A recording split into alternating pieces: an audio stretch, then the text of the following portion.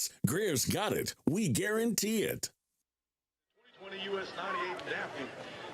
Big crowd here in Daphne, as you would expect for a big matchup here. We talked about it in the pregame about how both these coaches said it's going to kind of feel like a playoff atmosphere and kind of going to have some playoff ramifications for sure. Yeah, we don't have playoff humidity levels, I can tell you that. Yeah, the teams themselves are putting themselves, well, offenses very well. Each team with a very different stylistic score on that first drive. 2 plays for the Vikings, and then Daphne with an impressive march down the field to pull within a point after that missed PAT. Norman comes short to the near sideline, and Harris will take it at the 25, and Harris up the middle. Shondell Harris now, he's going to turn the corner. He's got the edge. Flag comes back at the 42, and Harris gets it all the way up to the 32. But this one's going to come back all the way to about the 33. And a holder block in the back. Let's see why Coach Kenny King was saying, yep, there's the holding call by Paul Brooks. He said, you know, Harris is such a great athlete. I know they're going to try to get the ball in his hands on offense, and we've got to be aware of him on special teams, and could see why theirs. He has that long return wiped out.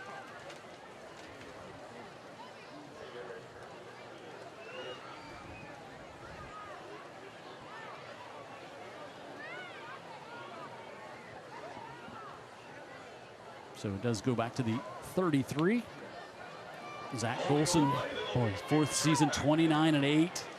3 years he was the head coach at Hooper Academy, but he was a 22-year-old there. But at 29-8, 23-3 in his last 26 games, ended a 20-year playoff drought back in 2022. And then in 2023, got the first ever playoff win for Mary G. Yeah, I mean, it was so good visiting with him because we knew him when. We knew him when he was really a young pup of a coach at places like McGill in particular. He was offensive coordinator here under Kenny King. Yep, left here to take the job at Mary G. Right. Of course, was at McGill under Caleb Ross and Ernest Scarborough, and did great things there for McGill. And just a young man who's really comfortable in his own skin, like in just, you know, one of those guys like, hey, this is what we need. And can we do it? Because it's the only way we can do it. Yeah, he knew the recipe, and they bought it, and here we go. Quick out, able to get it back in the hands of Allen, and Allen quickly rips that one off for about 15. We'll see if they move the sticks. Okay. And they will. He's got a Roof Doctor's first down, so he picks up 15. After seeing him for 2 plays, I'm writing down a note here. Allen is really fast. Because offensive coordinator Dan Brennan with the insightful knowledge. The 2 plays that we've seen, he's just been a lightning bolt. First one went all the way for a touchdown. So Jeremy Manhattan, who's quarterback, he was the quarterback at 2A St. Luke's last year from the Sims area. Played park ball there, knows everybody, knew all the kids. And Zach Golson said, yeah, he might have played 2A last year, but he's a 7A athlete. You know, he's 6'1", 205, plays baseball as well. 4.2 GPA, 28 on the ACT. And here comes the speedster again, Allen. And he's going to get out near midfield, pick up about 6. Like the way he spun it right there, too. So he shows you he's got a big-time arm. Yeah, so Harris, again, we talked about him. He was quarterback for this team last year, but he was happy to go back to defense and happy to have Manhattan come back in as the quarterback, and he was a big supporter of his, helped the transition, and makes the team stronger by putting him back on defense. Yeah, I think Harris knows his future in college is as a DB. Yep. 2nd and 3. Give this one off Thomas White, his first touch, and White drives into Daphne territory, and he's got a Roof Doctor's first down up to the 45-yard line. Stevie Allen made the tackle for the Trojans, but another first down, and DJ Broughton split up to the top of the screen. Dan talked about him in the pregame. The Vikings just had the ball for a few plays despite having the 7-6 lead here, so we haven't had a chance to see him get it out to number 4, the big wide out, 6'5", 225. Manhattan get it out this time. He's got it to KJ Johnson. Johnson, his third catch on the season. Well, guess who was blocking for Johnson? That would have been Broughton, the big wide-out / occasional tight end. He got those 5 yards because of the block. Yeah, Manhattan only completing 54% of his passes coming in tonight's game, 22 of 45, and they certainly want to get that number up as the season continues along. He's got a bit of a bigger arm than Harris did. It was one of the things that Golson really likes about him. One of the many, many things.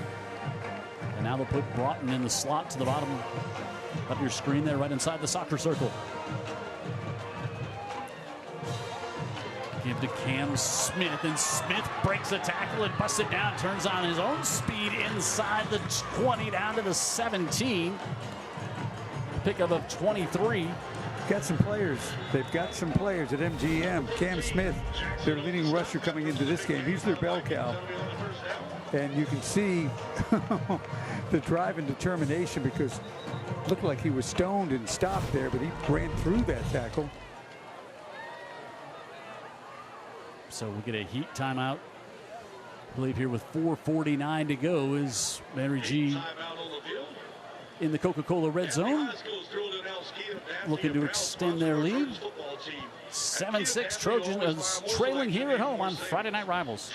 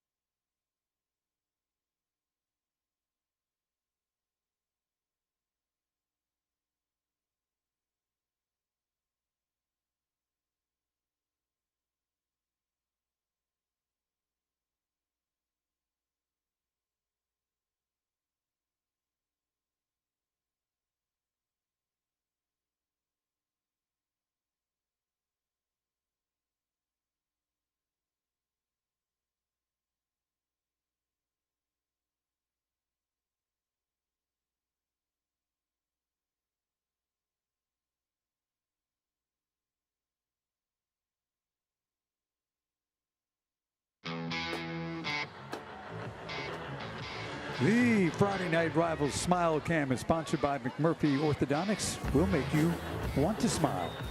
Like offensive football, there's been plenty to smile about. Very patriotic theme by the Daphne student section here tonight. Notice that.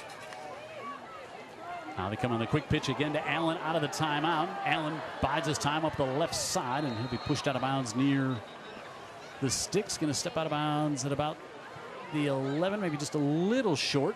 Stop by number 8, Lee. And we have a penalty on the field. We got a flag. It's going to be a hold, looks like. Holding against the Vikings. That'll back it up. Special shout out to our mayor and city council, Mayor Laura. Glenn Vickery, former head coach of the Trojans, checking in with us here tonight. Nice. Appreciate his kind words over the, through the years, the friendship. During the run, holding, 10-yard penalty from the previous spot. We play first down. And our Daphne Fire Police Department. Ben Thomas from AL.com checking in to find out. Double check. He wanted to pull us up and watch the game. Ben not in his comfy living room with his TV in front of him on a Friday night, tracking out all those scores all across the state on social media. Manhattan gives it off to Smith, and Smith up the middle, lumbers ahead down to about the 15-yard line. We'll bring up second down. And about 7 coming up for Mary G. Impressed the way Mary G's been able to run the ball so far. Well, I'm impressed with Smith and the way he runs with such fury. He's part of the reason that line's doing their job. But that kid got a lot of fight to him. Smith 3.6 GPA, and now Manhattan looking to go up top, looking for Broughton, and he drops it. Had him wide open, had a step on the returning starter Sledge, and Broughton just couldn't hold on to it. Yeah, he had to twist a little bit there. This is a guy who hasn't played a whole lot of football, but there's a lot of schools interested in him, and he just didn't see it in. Like the throw by Manhattan. Oh yeah, very nice. And bring up 3rd and 8 from the 15. Inside 4 minutes to go. Jim Cox, Dan Brennan. All right, Daphne fans, let's get on your feet. It's a big third Here on down. Friday Night Rivals. Yeah. Broughton plays the 9th grader, then sat out a couple years, came back last year, got hurt week 8. Didn't finish out the rest of the season. I think it was an ankle that hobbled him. And how fun would he be to watch on the basketball court too? He just, Not bad. just looks like one of those guys who would put on a show every time he's on the hardwood. Yeah, big athlete. We watched him in warm-ups too. He just didn't look that one in. Zach Golson going to take a timeout here. He wanted to get the play clock reset, but didn't, and it ticked all the way down to 5, so he just calls a timeout here with big 3rd down coming up. 2-down territory, you would think, here from the 15. Timeout charge to the Vikings. And Mary G playing 3 straight road games over here in Baldwin County. Won at Gulf Shores last week. And next week they will go to Robertsdale. And they didn't play great. Coach Golson said that 22-19 win over Gulf Shores. Well, Gulf Shores is a talented team, Jim. Yep. That's also a program that believes in itself. Got a great coaching staff. They're up in Saraland tonight, taking on the Spartans in a 6A Region 1 matchup. I would say that is a game to keep an eye on. How about our experience in Jackson? I've been telling a lot of people about that. You know, I have friends and family, as you do, across the country, and sometimes we'll share some pictures on Friday nights of the Jumbotron and the crowds or whatever, and then we share the pictures of Jackson where they're charging $20 to park right across the right across the street. No Jumbotron, no turf. No. Smelled like a Friday night. Smelled like a Kenny Chesney song. Yeah, Right? it did, and it felt like one. And the long line that trying to get into the game, and just a different community up there, and very much a community feel. And that was a real pleasure after all these years to finally do a game in Jackson. So 3rd and 8 from the 15 here for Mary G. Smith in the backfield. Manhattan rolling out to the right, looking. Now he's going to reverse field. Looking to get a block, steps inside of one, inside the 10, looking for the sticks, and then had the ball come loose at the end as he was trying to get to that 1st down marker. You can see his size there at 6'1", 205. Didn't hurt in this situation. He does a good job. This is how these kids knew him way back when, just a playground player. And he's going for those sticks. He knows where it's at, and that ball gets jarred loose right at Yeah, the. it was Jonathan Jackson who came in and knocked it out, and they're having a conversation over on the far side. Are they going to spot this? And they're flagged there. I wonder if they're going to end up waving this flag off, maybe. It's Paul Brooks, like it was. Not really sure. Marking it off against Daphne. And sportsmanlike. Couldn't hear Paul Brooks. Didn't look like a hit to the head or anything there. No, I'm not sure what it was. Well, it's 1st and goal.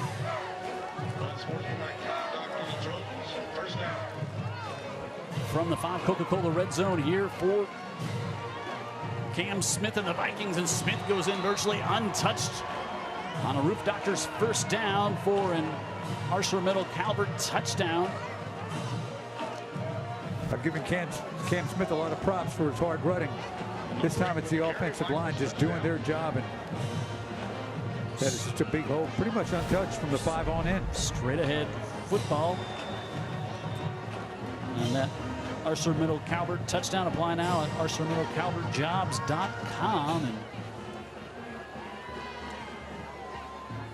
Mary G trying to make it 14-6 here with the PAT, and they do. Let's go back as we head to break. See if we can see what that penalty was, as Mary G on top 14-6 now. Oh, no, I guess we'll just look at the touchdown again. Smith in for the score, and Mary G hasn't been slowed down yet.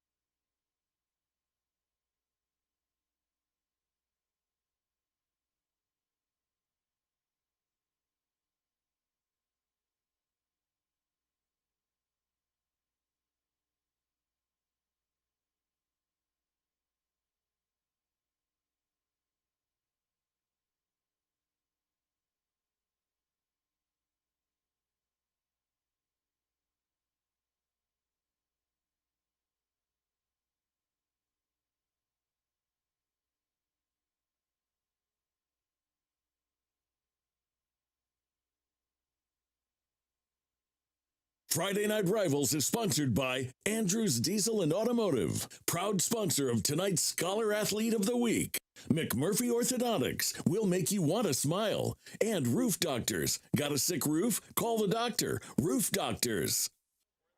Center. You do not have to be present to win. The drawing will be held on Zach Golson and the Vikings on top 14-6. They've scored on both possessions here in the opening quarter. Well, we cracked the mystery why he decided to take the football first. He is very confident in that offense, and it looks good. So Daphne will get it back here, trailing 14-6.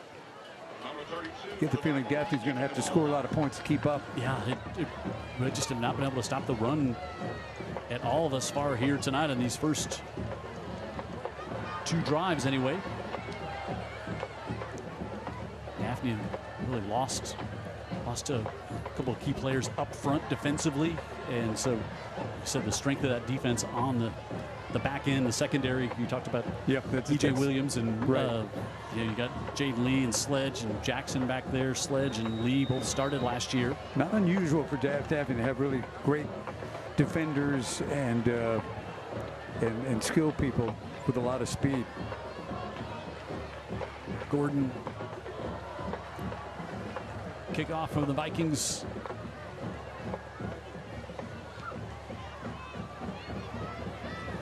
This one will bounce all the way back to about the 7, and Jaden Lee trying to get to the outside and turn the corner, and he's going to be pushed out of bounds and thrown down. See if that brings a flag at the end, and it looks like maybe a little rough there. That was Harris on the coverage. Did they throw one over there? I think they did. It looked like he was earned. The new groovy goat is open and regular flavor after dark. Proud sponsor of Trojans late night. Harris really finished him off out of bounds there. We're open until midnight following Daphne High School home games. Join us after the game at 6450 Add 15. US 90. Listen, they didn't throw a flag. Ooh, it doesn't look like they did. It looked like it was warranted, but said it would just be at the 15. You know, I thought there was a flag because it said flag right there on the TV. It's supposed to be play-by-play guy disappeared. blaming someone else for his misspeaking here. So Seeger under center. So Seeger, Alcius in the backfield. And fakes it to him, and then incomplete as he was looking to get that one off to A.J. Blakeney. Bring up second down. And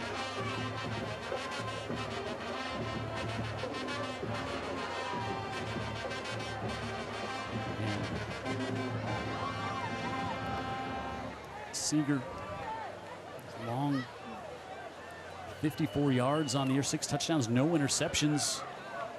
So he's, as we said, that high completion percentage and a good job of protecting the ball all season. And now we get a little delay prior to the snap of this one. Paul Brooks. This has not been a quick moving first quarter.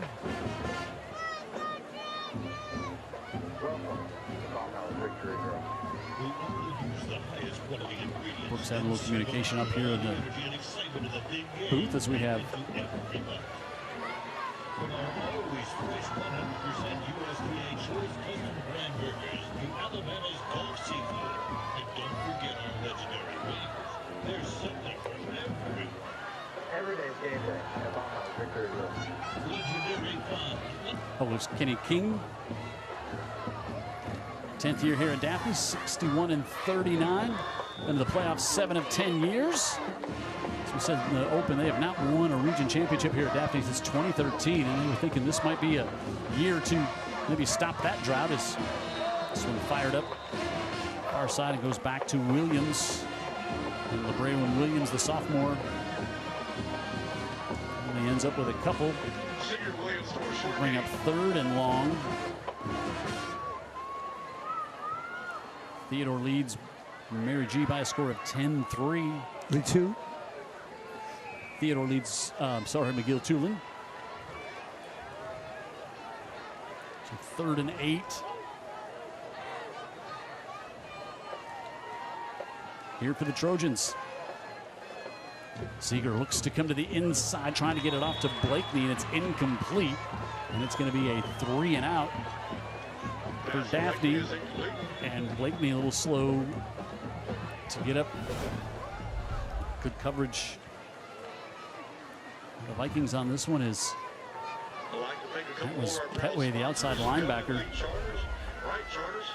In coverage there, it'll break that one up. And he got hit twice down there because in the end it was Carson Hedrick, good-looking, strong safety that landed on him when he was already down on the ground. Nothing nefarious about it, just kind of bang-bang play. Saraland leads Gulf Shores 9-0 in the first. UMS on top of BC Reigns 7-0. Baker leads Davidson 14-0. 7A down the road. Foley leads Robertsdale 6-0. Faith and Citronelle tied at 7.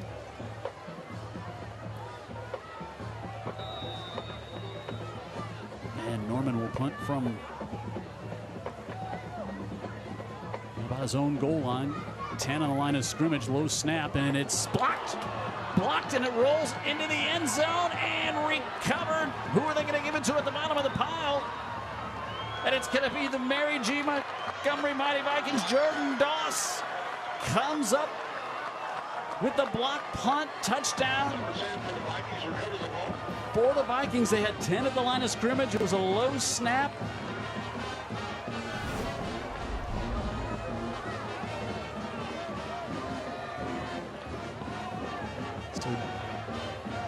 Mary G forces the 3 and out and comes up with a special teams blocked punt touchdown.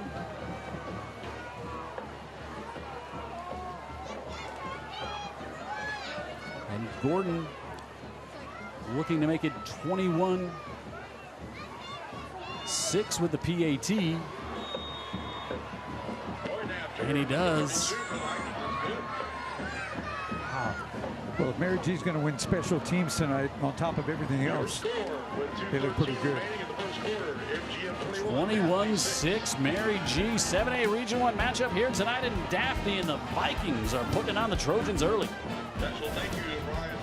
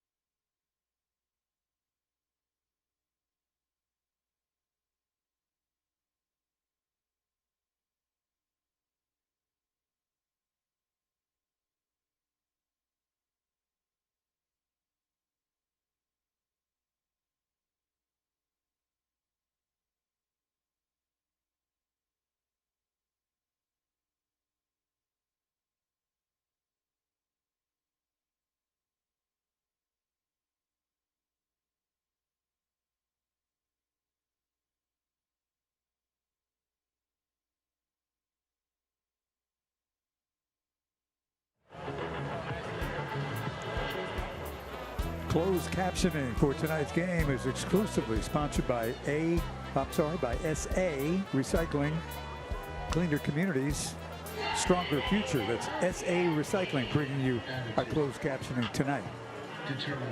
So 21-6. Mary G has quieted this big crowd here in Daphne. Big long touchdown run on the first drive, second play of scrimmage, methodical drive, and then a block punt in the end zone for a touchdown, all in the first quarter. Yeah, definitely a variety of ways of getting it done, but everything's ending up in the end zone for Mary G.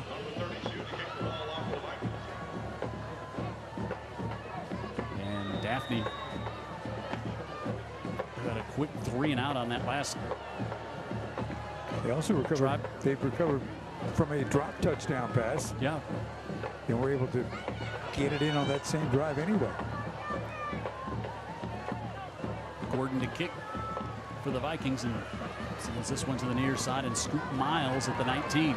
And the speedster, he got a great block at the 30, and Miles all the way up to the 45-yard line. There was a flag at the 35. Wow.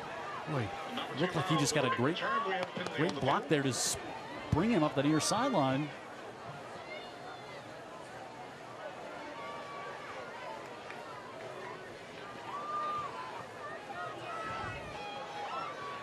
Paul Brooks going to call the hold. You know what's tough about that, Jim? Not that Daphne can't establish their drive and move it here. During holding, 10-yard penalty from the spot of the side.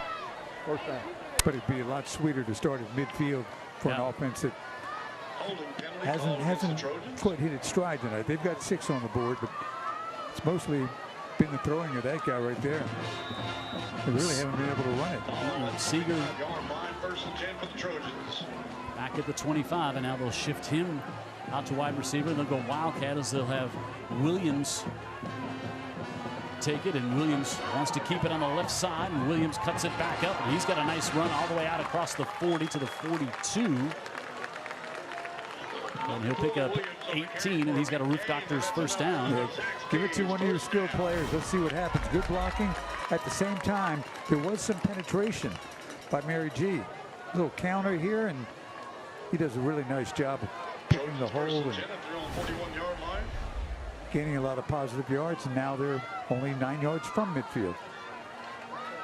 Williams had that big 2-point conversion to win the game late against McGill Tulin, and now Seeger steps up in the pocket, buys some time at the 40, wants to launch it wide open downfield. He just overthrows his intended receiver, A.J. Blakeney. See the pocket presence, bought some time, kept the eyes downfield. Had just too much on it. Past Blakeney. Blakeney had to be 10 yards beyond everybody. Really heads up play by Seeger. Just a little too much on it. Wow. Yeah, it wasn't exactly a shot play. It was just one of those broken down plays, and saw the big arm of Seeger. And you can see with Seeger's arm, it's not coming back to him. It's going the other way. 2nd and 10, and give it back off to Isaac Johnson, and he's going to lose maybe a yard on that one. Now you're in 3rd and long again. Yeah, you'd like to be able to get, a few yards on with the running plays. But that's really not been the case tonight, at least so far, against this Mary G defense. They've been stubborn. Caleb Morris does such a good job of causing problems in the middle of that defensive line. He's going to Mississippi State. I hear some cowbells here tonight. He's going to hear a lot more when he gets on campus. The rumor here is Auburn's also very interested as they go to the screen play. Able to get to Johnson out of the backfield, and Johnson across midfield, and he's going to have the Roof Doctor's first down up to the 44-yard line. 16-yard pickup. Nice call on the screen play. Seeger with a nice touch to get it off to Johnson. Work there by Caden Forrest, the junior, with that block to spring him. It's a big conversion. 5'7", 165, good little athlete. Big conversion on 3rd and long for huge Trojans. They didn't need to give it back to the Vikings right there. So we approach the end of the opening quarter, and now with speed coming around to turn the corner. Alcius pumped out of bounds after a gain of about 5. It's inside the 40. Getting a little bit of this running game, screen game going. That's going to balance this team a little bit. Give that guy a chance to use his arm downfield. 2nd and 5.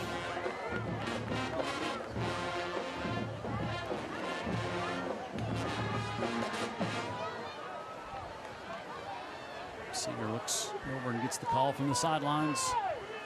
12 seconds left here in the opening quarter. Give again, Alcius. And Alcius is met, slowed down.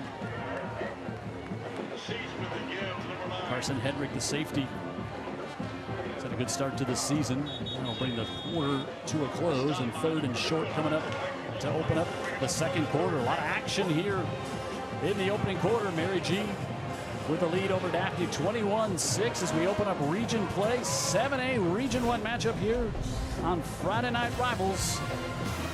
Allen started it, and Mary G hasn't slowed down since.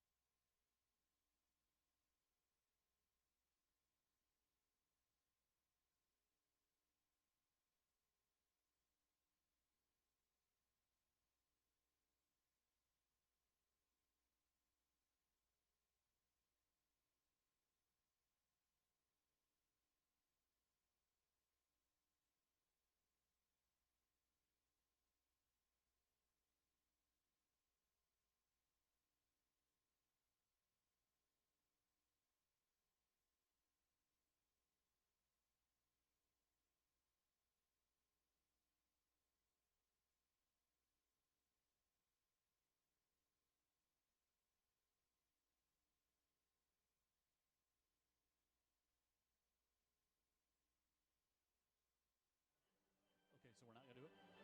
Okay. Jim Cox, Dan Brennan here in Daphne. Mary G 21-6 on top of the Trojans through the first quarter, and we had not seen the Vikings in a while, and they were saying, hey, you've been missing it. You've been missing what's been going on here in Sims, and it certainly looks like it so far. Yeah, very well orchestrated coach team. They've got a pretty good idea of their identity, you know, on offense. MGM 21, Daphne 6. I like the transfer. He's more than a serviceable quarterback. For sure. And again, somebody all these kids know, because he played park ball with all of them before he went to St. Luke's. So he comes back, and I think he just kind of makes them even better by allowing their star safety to concentrate on defense and occasionally wildcat. 3rd and 4. Seeger out of the backfield. Alcius has got it, and he's going to be close to the first down. See if he's able to stretch it out. I think he got a good mark, Jim. I don't know if it's good enough. TJ Collier, 6'2", 175-pound corners out there to make the stop. They're looking. So it should be 4th down. Yeah, now they got it correct over there. It's going to be 4th and inches. Saw him go under center for the quarterback sneak down on the goal line. Looks like that's what Seeger will do again. I mean, it is less than the length of the football. Wait, now are they going to move the... I don't know, you had one official over there now saying move the chains. Everybody got confused momentarily. Now they got to get a timeout to figure out what is going on. Mary G takes a timeout. Yeah, they had it set up, and then you had one official on the far side who was waving to move the chains. And it's like, well, wait. It's still 4th down. So is it a Mary G timeout? Is it an official timeout? Mary G ended up taking the timeout. So that was a bit strange. Yes.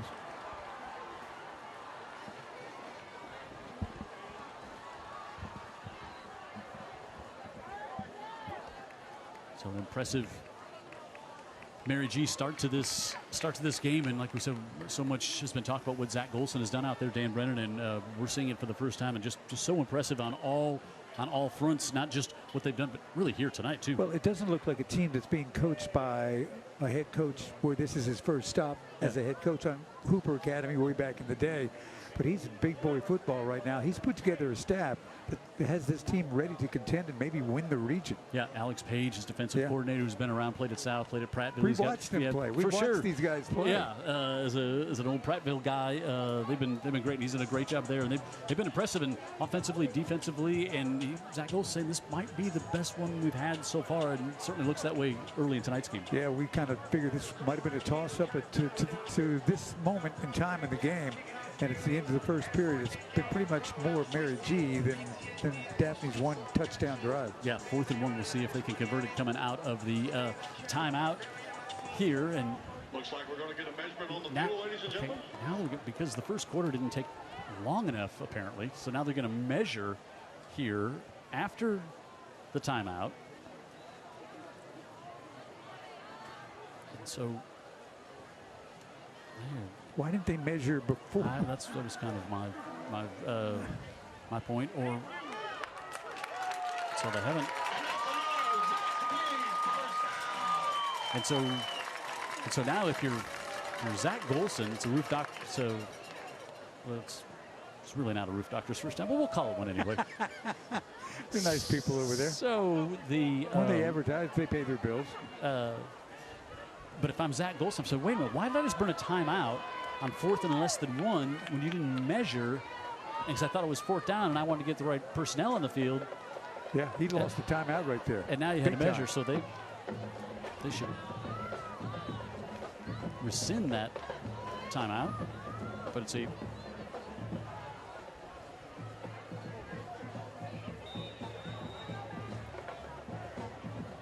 all right, at the 34. Daphne with the first down. Scoglin in there at fullback to block and rolling out. Seeger on the right, dangerously tried to come to the near side. Skylar Bush able to break that one up. Take a look at one of these big corners for Mary G. And yeah, I mean, one of the corners is 6'2". They don't grow on trees, and you got Bush here. Apparently they do in Sims. Looks like. Maybe so. They've got a lot of gardens out that way. Maybe they've got cornerback trees, but they're solid in the defensive backfield. They're trying to get that to Gardner, one of the returning wide receivers on this Daphne team. Instead, 2nd and 10. Alcius still in the backfield. Seeger rolls to his right, still looks and fires, and is able to get that one to Gardner this time inside the 20 to the 15. Still on his feet and all the way down to the 13-yard line. A pickup of 21, and they're in the Coca-Cola red zone. I'll be honest, Daphne's offense, much of it has been the playmaking of the young quarterback, Seeger. Again, he leaves the pocket and looks, and he usually finds somebody. Mary G only rushed 3 that time. They had 8 back in coverage. But they were in a zone, and they were all looking right at Seeger, which makes it even tougher. But he found a soft spot. Down at the 13, and Daphne trying to answer back. Little play fake, wants to go up top, looking for the corner, and it's incomplete as Gardner was back there. Collier was back there, and there's a flag back there as well. Seeger to Gardner broken up, but we have a flag on the field. Some contact definitely going on with Collier and Gardner there. And it's going to go against Gardner. That'll be a half the distance penalty here against Mary G. Gardner had a step on him here. Was that? Yep, Gardner back there against Collier. Yeah, he had a step, and here comes the flag, and now a chance for a big chance for Daphne. Defense. Half the distance to the goal penalty remains first down. 1st and goal now from the 7. Pass interference for the Vikings. for Daphne. Goal and a first down for the Trojans. Williams to the bottom of the screen. Now he'll come in motion and into the backfield. Out of the backfield, Seeger was looking for him, and now rolling, still looking to buy some time. Rolling back, comes across his body to the near side, and diving catch, holding out for the touchdown. Jaden Swiderski, the senior. But what a play by Seeger. But we got a flag at the 3. Maybe a lineman got downfield with all that scrambling around. Wow, what a play by Seeger. If there's something on this, well, let's just wait and see. Great play by Seeger, again with his eyes on the move. He's done that a bunch of times tonight. Illegal lineman downfield. Wow. Ineligible receiver downfield. 5-yard penalty against That's Daphne. so tough on those linemen when you get scrambling like that, and you just think Seeger's gonna maybe pull it and run at some point, or thought the pass was gonna get out. It was designed, you could see, to go out to the far side. Sure.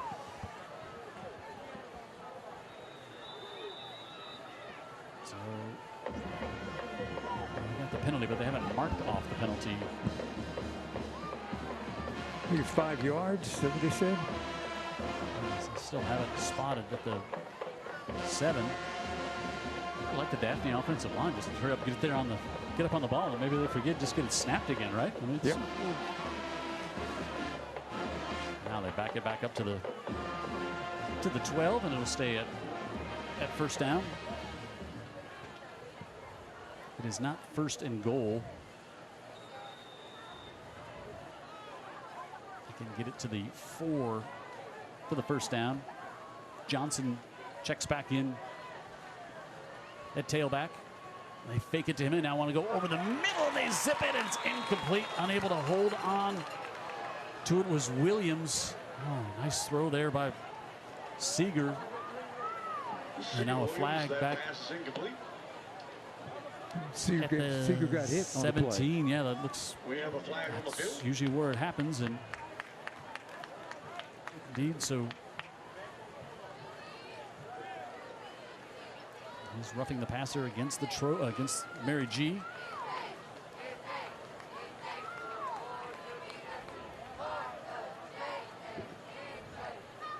And it's going to stay first down still. Paul Brooks. Back up to the 7.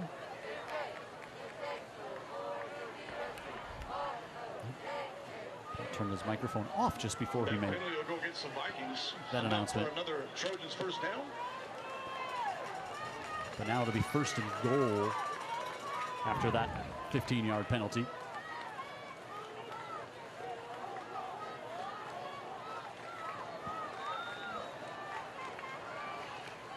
Isaac Johnson out of the backfield. Throwing the far side, hitting that deflected up in the air. Seeger trying to get a little crossing route back to Swiderski, who had the touchdown waved off. Seeger to Swiderski, that pass is incomplete. Bang, bang here. Yeah, tight coverage, Jim. I mean, that's real tight coverage. That's Devin Petway back there. That'll be a second and goal for the Trojans. 6'2", 210. Outside linebacker dropping in coverage there, brings up second and goal. 2 minutes into quarter number 2 here in Daphne. This time he'll give it to Johnson. Johnson hit inside the 5, stays on his feet, gets down to about the 3, and third and goal coming up for Daphne. I think part of Johnson's beauty is people don't see him coming. It's just in a smaller package. Yeah, 5'7", 165. Gain of about 4 on the play. That'll bring up a third and goal. So third and goal for Johnson. And on about the Vikings 3-yard line. Let's get up and let's make some noise, fans. Let's make some noise. The Trojans here.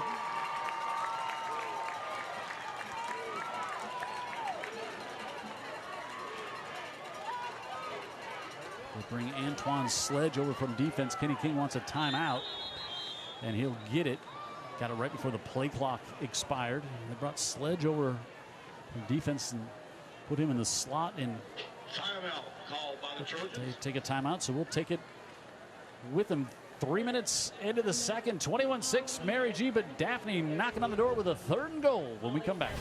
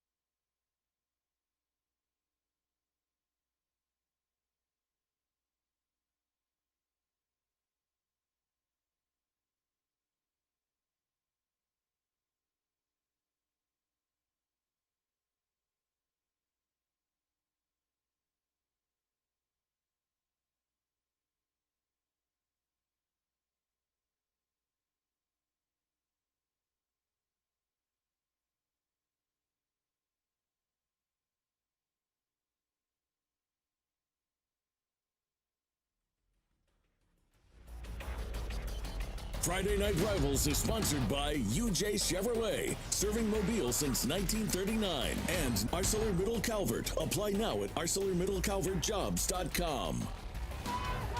Don't forget, you don't have to be present to win it. The raffle will be held last home game of the season. 21-6 here in Daphne. Jim Cox, Dan Brennan. 3rd and goal coming up for the Trojans. Christian Seeger fakes on the give. Out of the backfield, hangs that one up to Gardner. Gardner trying to break a tackle, and he's going to be pulled down. Skylar Bush wrestled him down. Seeger to Gardner on the play. And it's going to be 4th and goal. And just don't think about a field goal here. You're going to need touchdowns in this game. The way this one's looking, right? No That's doubt. going to bring up a 4th and goal on about the 3-yard line. So 4th Kind and of surprised here, Jim.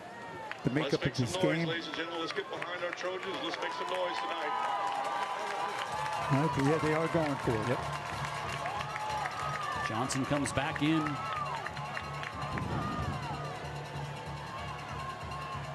Gardner in motion. Seeger with a roll to the right. Now wants to look back left. Hangs this one up for the corner of the end zone. He's got it to Gardner for the touchdown, Trojans. Seeger's been mighty tonight. He's made a lot of big throws in less than a half of football. He's been fantastic. Hangs in there, buys some time, and puts a nice touch on this one with the pressure coming at him. And Gardner's got the touchdown, his 2nd of the year. ArcelorMittal Calvert touchdown.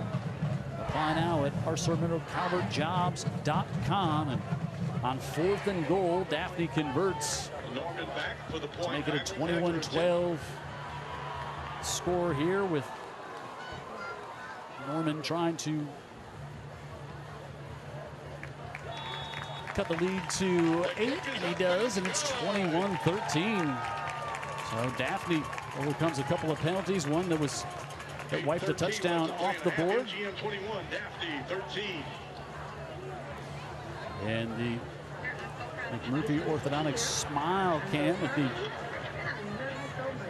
push-ups taking place down here down to our right. If you can smile while you're doing push-ups, good for you. You can when you're 16, right? Yeah. The smile cam on Friday Night Rivals, always sponsored by McMurphy Orthodontics. We make you want to smile. So Daphne's Kenny King maybe crack a little smile after the play by Seeger there on 4th and goal to make it a 21-13 contest here after Mary G had jumped out to a 21-6 lead here in the second. And Harris and Allen back deep for the Vikings here following the Seeger to Gardner touchdown.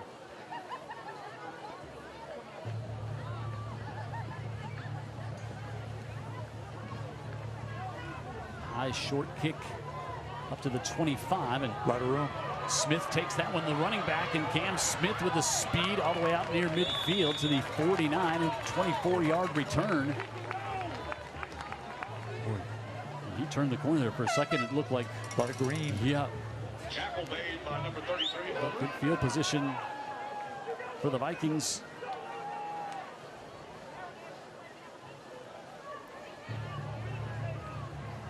Not a lot of flow to this game, not a lot of pace, a lot of just a slow-moving contest as we got 8 minutes to go and it's 8:08 on the local clock. If you're wondering what's happening down in Brazil with an NFL contest, you got the Chargers leading the Chiefs 10-3.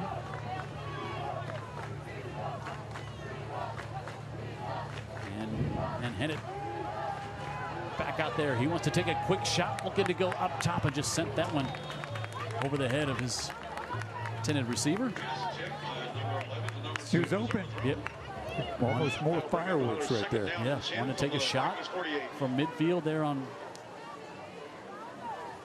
first down as he wanted to go to Allen. We've seen what he can do with his speed when he gets the ball in his hands.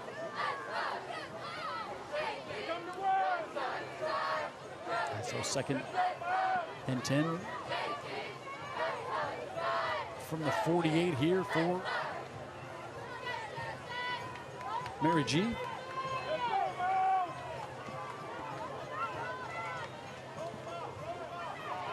Smith on the right side will get to just about midfield, not much more. Malik Franklin in there. That'll bring up 3rd and 8 coming up. Mary G's, they've not been stopped. They only had 2 possessions. They scored on both and then got a blocked punt in the end zone for their 3rd. And Hennett gives it off to Smith on the right side, and Smith stood up after a gain of maybe 1. Franklin was in there. Trey Kyles was in there as well, and Jonathan Jackson. Kyles, number 11, the 8th grader. You want to really feel old? He's a class of 2030. Dan Brennan. Oh, man. 8th grader starting at outside linebacker for the Daphne Trojans. That's amazing, man. 6'2", 220, 13-year-old. A specimen for sure. Look at this, and they go on a hard count. And the 13-year-old jumped as Hennett went on the hard count as they were showing they were going to go for it on 4th down. And I think that may have been the plan the whole time there to see if they get it to jump, and now they'll maybe try for it with. Now it's going to be just 4th and 1. King couldn't speak highly enough about young Trey Kyles. Yeah, and the potential that he has going forward. 6'2", 28th grader. 13 years old. Now they'll bring Harris in at quarterback, and the Wildcat kind of bobbled the snap, but he's able to push it ahead, and he's got the first down to the 41. Boy, Daphne had a chance maybe to get their defense off the field there if they get the stops. And Number 32 for the Trojans. Meyer on the stop. Quarterback keep. Enough for the first down up to the 40-yard line. And officials timeout. So that'll be enough for a first down. Timeout on the field by the referee. Not sure what. Heat timeout. They'll take the heat timeout with 6.5 to go in the 2nd quarter. If that's what you like to do, Paul Brooks will take the timeout with you. 21-13, Mary G on top of Daphne here on Friday Night Rivals.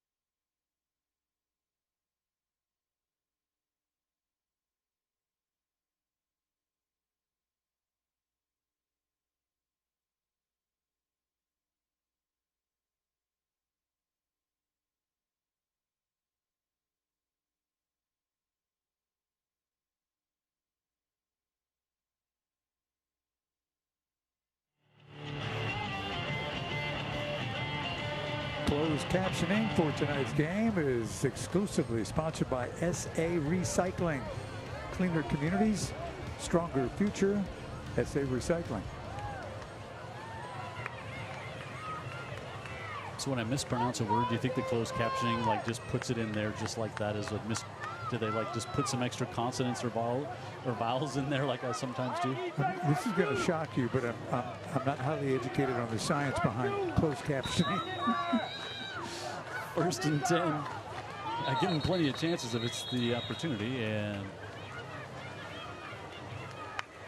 before the snap, 5 yards against the Vikings. Prior to the snap, false start, 5-yard penalty. Now back to Vikings at 5 yards. We'll have a first down and 15. So much construction going on here at Daphne High School. With the new turf here, the athletic complex, the new softball stadium, baseball field. I guess just so impressive when you pull in. Lots of earth being pushed around. Yeah, it's basically a construction zone with a high school attached. 1st and 15. Zipped out to the near side. Allen slips one tackle, but not going to get anything else as that one took a little while to get out there. And then Allen had nowhere to go. Williams over there. Stevie Allen, the linebacker, as well. And that'll drop him back a couple of more. And now 2nd and 17 coming up here for Mary G. So now you think if you're Daphne's defense, and now you start thinking, I'll get a stop now if we could get another one and we get the ball back to start the 3rd quarter after Mary G won the toss and elected to take the ball. What's interesting is Daphne's got 11 sacks on the year in 2 games. Manhattan now he's going to pull it down, breaks one tackle and across the 40, and he's going to be dropped to the 33, but during 3rd and short. Williams, who Dan highlighted in the open of tonight's broadcast, comes up with a stop, but a good scramble. That's really not what Manhattan. He'd like to stay back there and throw the ball, but great open field tackle by Williams. 3rd and long, 2 on the play. Let's make some noise, family. And Louisiana Raging Cajun commit. Stopping 3 yards short of the first. Smith on the right side. He's going to have the first down momentarily, but a holding call is coming. You can see where that flag was emphatically thrown in the middle of the line. That's why this game is kind of stalling along and starting and just a ton of penalties in this game tonight. A lot of them have kind of reverse drives or stall them out for a time. So seeing a flag on the field has not been an unusual occurrence this evening. Yeah, so instead of converting the first down, they'll go to 3rd and 13. Holding, 10-yard penalty from the previous spot. Replay the down. 3rd down and 13. Let's get up on our feet. Trojans family, just make some noise. Matt Golson looks on. Manhattan.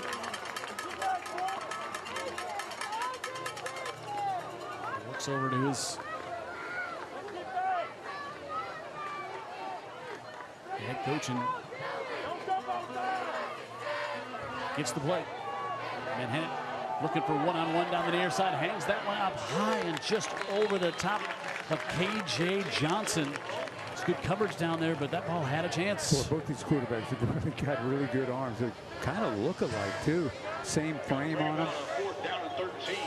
So we have not seen Mary G punt here tonight. And it's not a play call you usually think you're playing for 2 downs there to, you know, if you're going to say, hey, if we can get a chunk here on 4th and 13, then we can go for it. That was going for the shot up top. And so Shondell Harris will come on to punt for the first time tonight for the Trojans. And Williams will go back. Like the Vikings go to punt. And number 4, Williams back for the Trojans to receive. For Daphne. And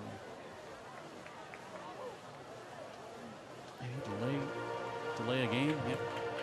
Delay a game against. As the clock runs out, we get a delay of game called on the Vikings. That's going to bracket up another 5 yards. Mary G, so that'll just back him up 5 more. And Braylon Williams will stand about the 20.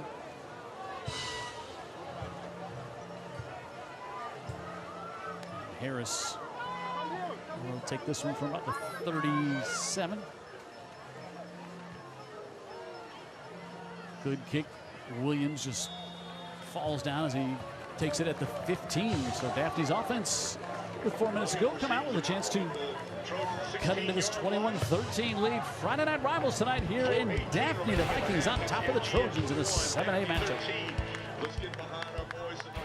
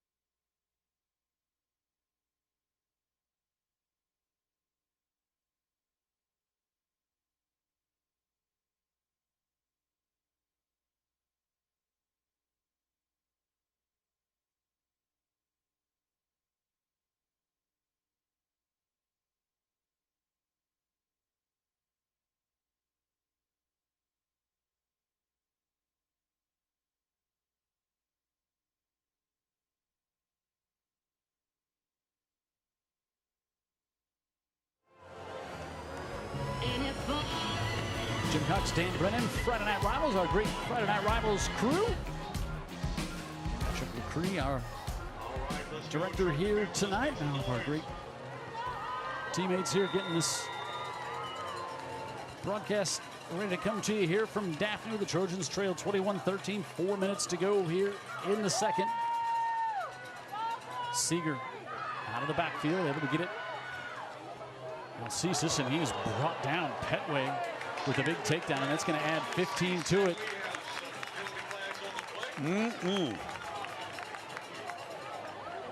Wrapped up, and sometimes when that happens, you wrapped it up, and the runner is trying to jump to keep, and then all of a sudden it ends in the big takedown. But regardless, it's 15 yards more on the penalty total. But Petway's saying, look, sorry, that's on me. He's 6'2", 220. I mean, I'll be honest with you.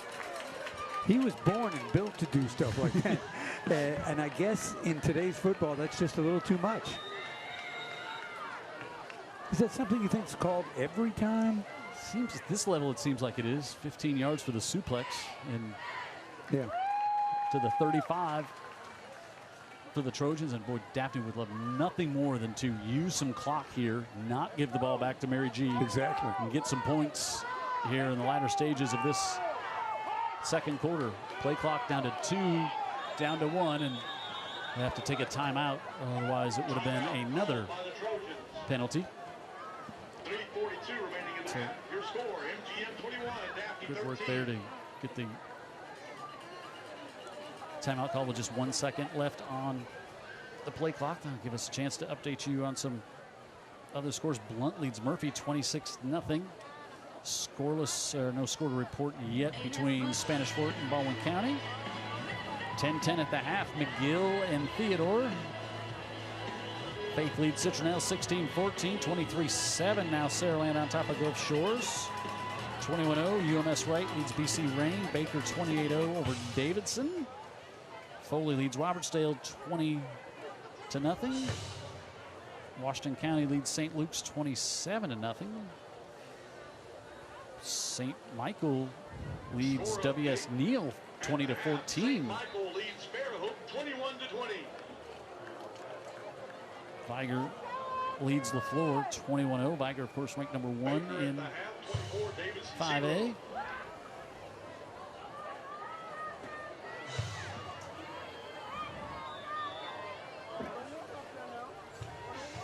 And after the timeout on first down from the 35.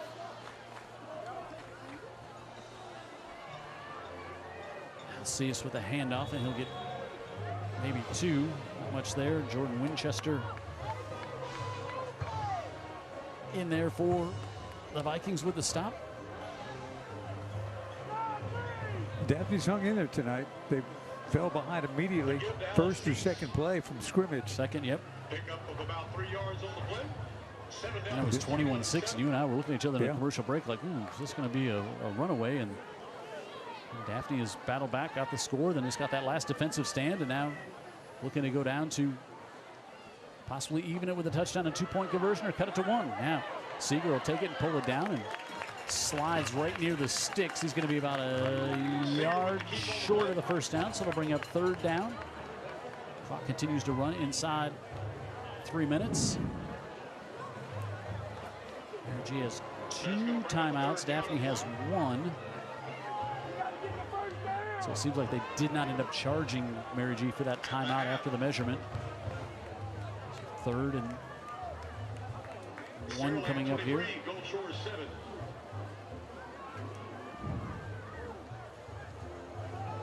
Only 20, Robertsdale 0. And Seeger looks across the middle, and that's going to be another flag as Williams was being held. And that'll be a first down for Daphne. There's Skylar Bush. I like that little quick slant. Yep. They like that play.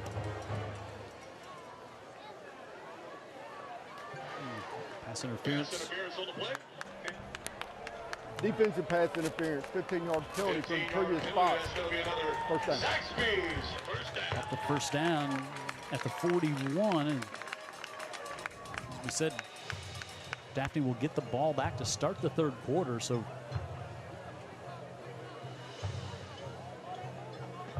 this could be a huge turning point in this contest.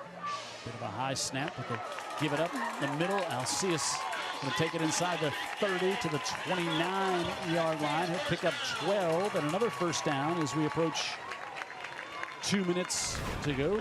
Good work up front by this Daphne offensive line, Dan. Yeah, good work this time. Really good work. And Alcius, it has not been a dominant performance by the Daphne offensive line, but they're running just enough to give a little respect from that defense. Rudolph, a good seal block there. Johnson back in, they fake it to him and able to get it complete on the far side. Williams, and he turns on his speed, breaks a tackle, and he's in for the touchdown. How about that? 29-yard touchdown. LeBraylon Williams, the sophomore, his 4th of the season. That's a good-looking sophomore, Jim. And what speed. Good quick throw, and then it's all him. Look at that. Split 2 defenders, got in between the linebackers there and then turned it on. And see if he's going to try to kick it here to cut it to 1. And Norman, who's missed 1 PAT here tonight, but he's got that one, and it's 21-20 with 1:39 to go. 14 unanswered by the Trojans after Mary G had reeled off 14 unanswered. Impressive drive by Daphne here in the later stage of the second half. I agree, and the team seems very poised, Jim. They get behind. They're having trouble stopping Mary G offensively. Your team has you covered on the field. C-Spire has you covered. They get one big stop, and then they roll on back. That was a long field, too. That's a long drive to score that touchdown before halftime. Williams had one taken away earlier with a penalty. Yeah, he did. But it's 21-20, 1:39 here, and stay tuned. After tonight's game ends, we'll be highlighting one of tonight's biggest defensive stops with our school bus stop of the game. And of course, want to remind you, always stop for school buses when the stoplights are out and the red lights are flashing.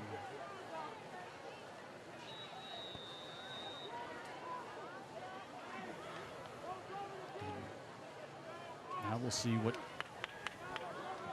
Mary G Does here in the last minute, 39. With their 2 timeouts. Now let's see, we've got a different kicker. They wouldn't try something.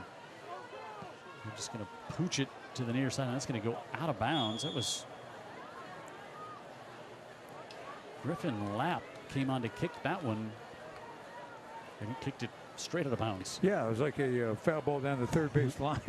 Heads up, everybody. Here it comes. So that'll give Energy Free good kick field out of position. bounds. They're going to make them. Remember Montgomery has chosen to take 5 yards and re-kick. So they're going to make them re-kick it. Zach Golson says, no, I want a chance to put it in my Number 37, Malachi Norman on the field to kick. playmaker's hands. Got Norman back out on the field now, Jim. Number 8, back for the Vikings to receive. So that was, I'm not sure what that was about, but they bring Norman right back out here. So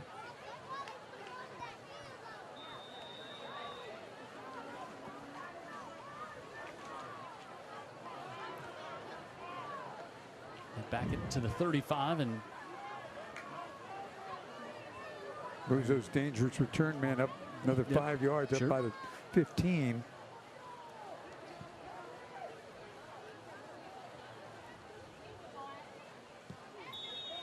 And now another penalty is Daphne is offside on the kick, and that's going to back them up 5 more and move those return men 5 yards to the north. Penalty on the play. It'll be offsides Boy, the against turf Trojans. looks good. Back the These Trojans Baldwin up another County 5 schools yards. that have We've had plenty of time to look at it the first time. So, staring 5-yard it penalty on down. the kicking team. Re-kick. yeah, it sure does. This, remember the old field used to have a big crown on it. Remember it was a big crown field. Now they're all just flat because they got the drainage under them with the sport turf fields. So from the 30, Norman will try this one again.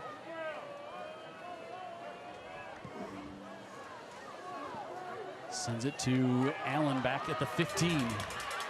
Allen speed up the middle, slips a tackle now across the 40, 50.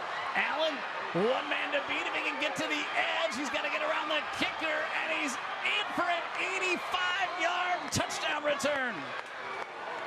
Well, we had a feeling. Kenyon Allen with a 64-yard touchdown run in the first quarter, and now an 85-yard touchdown return. And watch the move here around the 40. Yeah, right there. I like the patience too, Jim. He's in no hurry until now.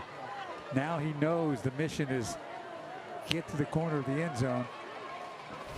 That's a talented guy. Arshler Middle Calvert touchdown for the Vikings, and you can apply for a job now at ArshlerMiddleCalvertJobs.com.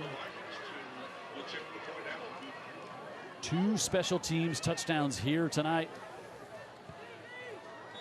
for the Vikings. 1 on a block punt into the end zone, and then an 85-yard touchdown return to Kenyon Allen. And now Daphne. A 10-second scoring drive there. 85-yard touchdown run by the player who Dan, with those keen eyes, pointed out early in the game, saying he was fast. And you were right. Well, was that here in the first half? Because I don't remember it. It's been a long one, guys. 48 points in the first half. Yeah, an hour and a half of actual game time. And we still got a minute and a half to go. Probably some more penalties. Yeah, that's probably 10 minutes in real time. And now if you're Daphne, you're thinking, all right, we just got this thing turned around. We just get a couple of stops on first and second down. We can get in the room, regroup, being down by 1. But Now they get the ball, and again, now you're thinking, if you're Daphne, all right, we'll go get another touchdown, then we're going to get the ball back to start the third and jump out into the lead. But Miles and Williams kicking off for the Vikings, number 32. so Gordon here to kick for the Vikings. Williams and Miles back deep, so they go short, and a fair catch called for at the 28-yard line. No flags on the kickoff. Number 82, Bushka, signals for the fair catch. And we have a penalty on the play. Oh, did I speak too soon? You did. There's two flags on a fair catch.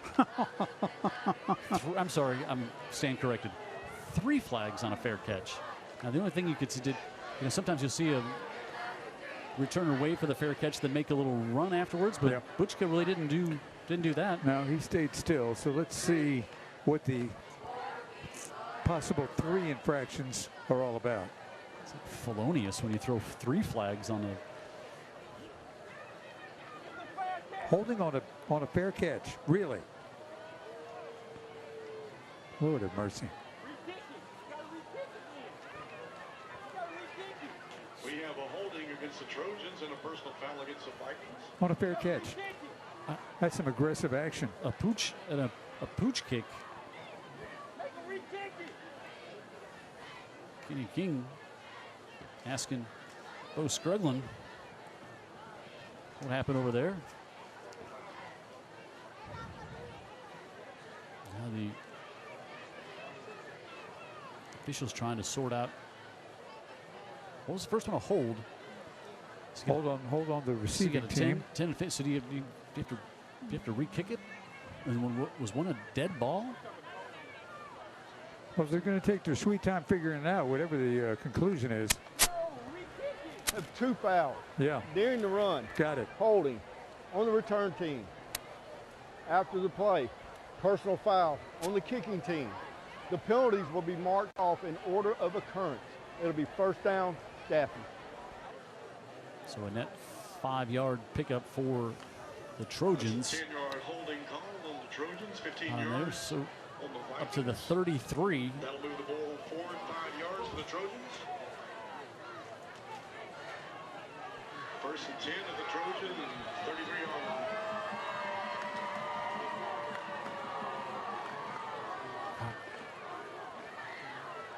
Seeger floats it out of the backfield, wanting a double pass. Open is Gardner to the near side, and he cannot hold it in.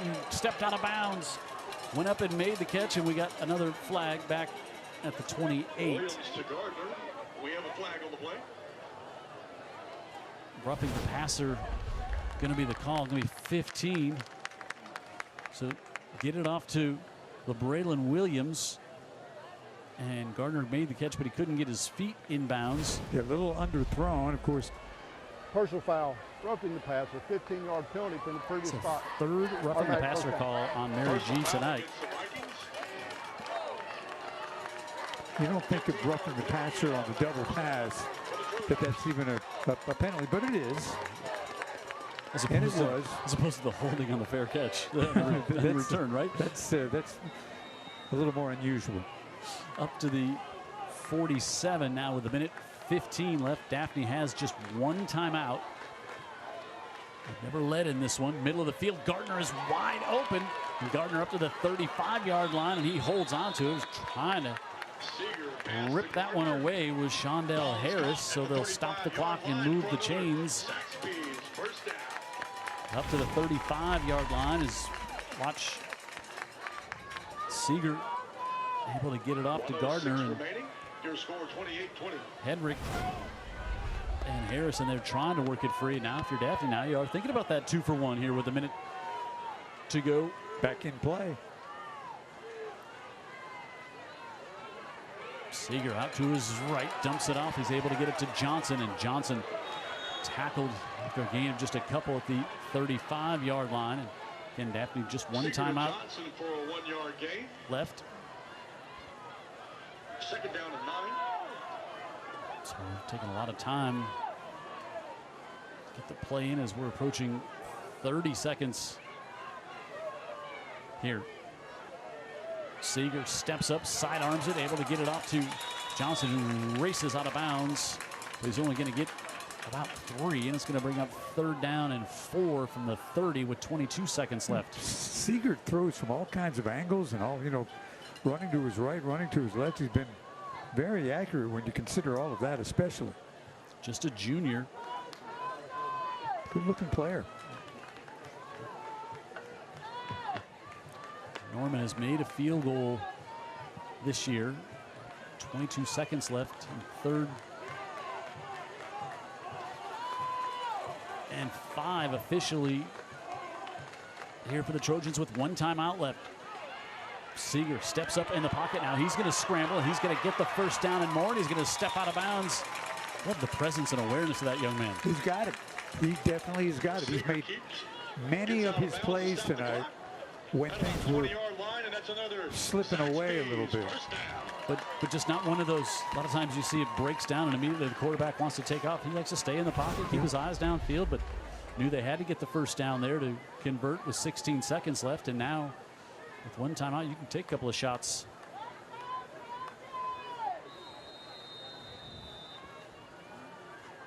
And timeout called by the Vikings. Mary G will 1st down and 10 on the Vikings 21-yard line. Use a timeout.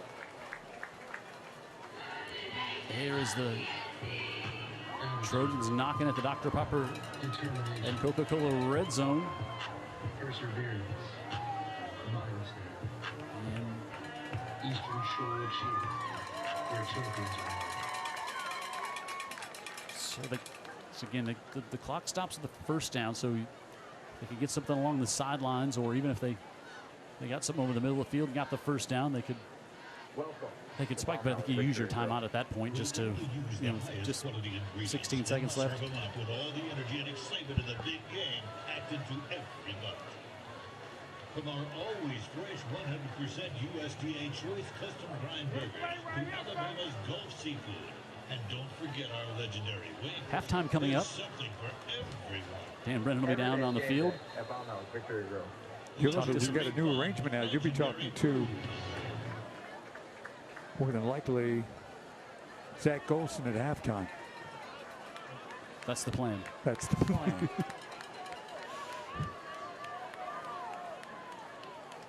So 1st and 10 at the 21 here for the Trojans.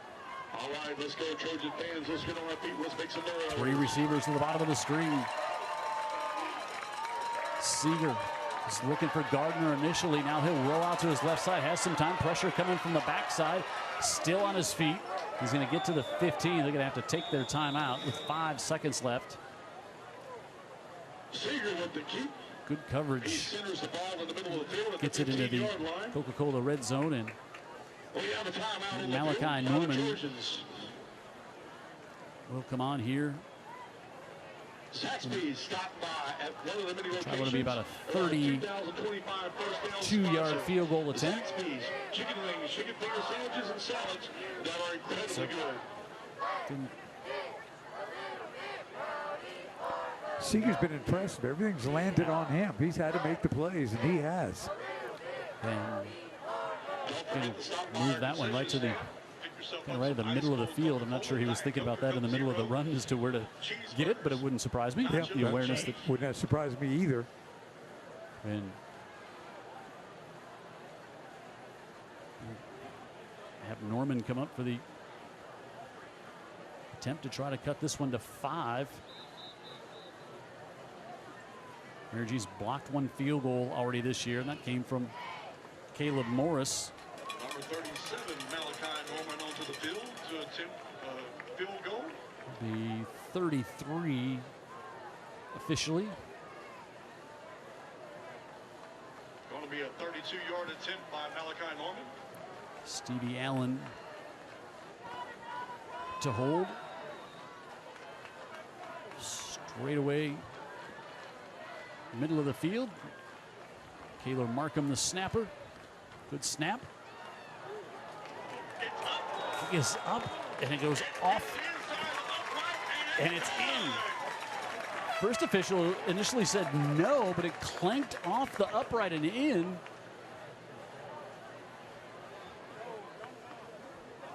Now they have some.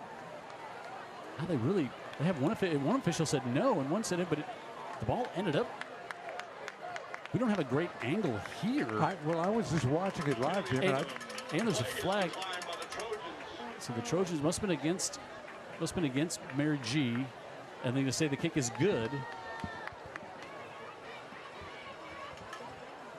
And so that's why Daphne would. The only reason they would decline it is to take the points. Got it.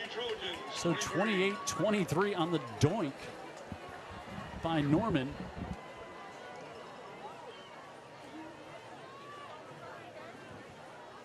And Daphne cuts the lead to 5, and they'll get the ball back here with the start of the third quarter as we wait for Zach Golson to make his way over to our location across the field. That's a long way to come, and Sam Day on our crew doing a great job to hustle to gather him up, but he's having a conversation. Zach Golson is with the referee Paul Brooks about everything that took place there in the first half as we wait for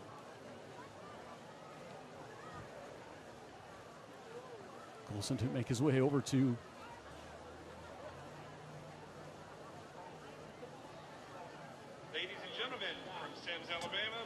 join us and see. Zach, you with us down there on the sideline? You hear, Zach?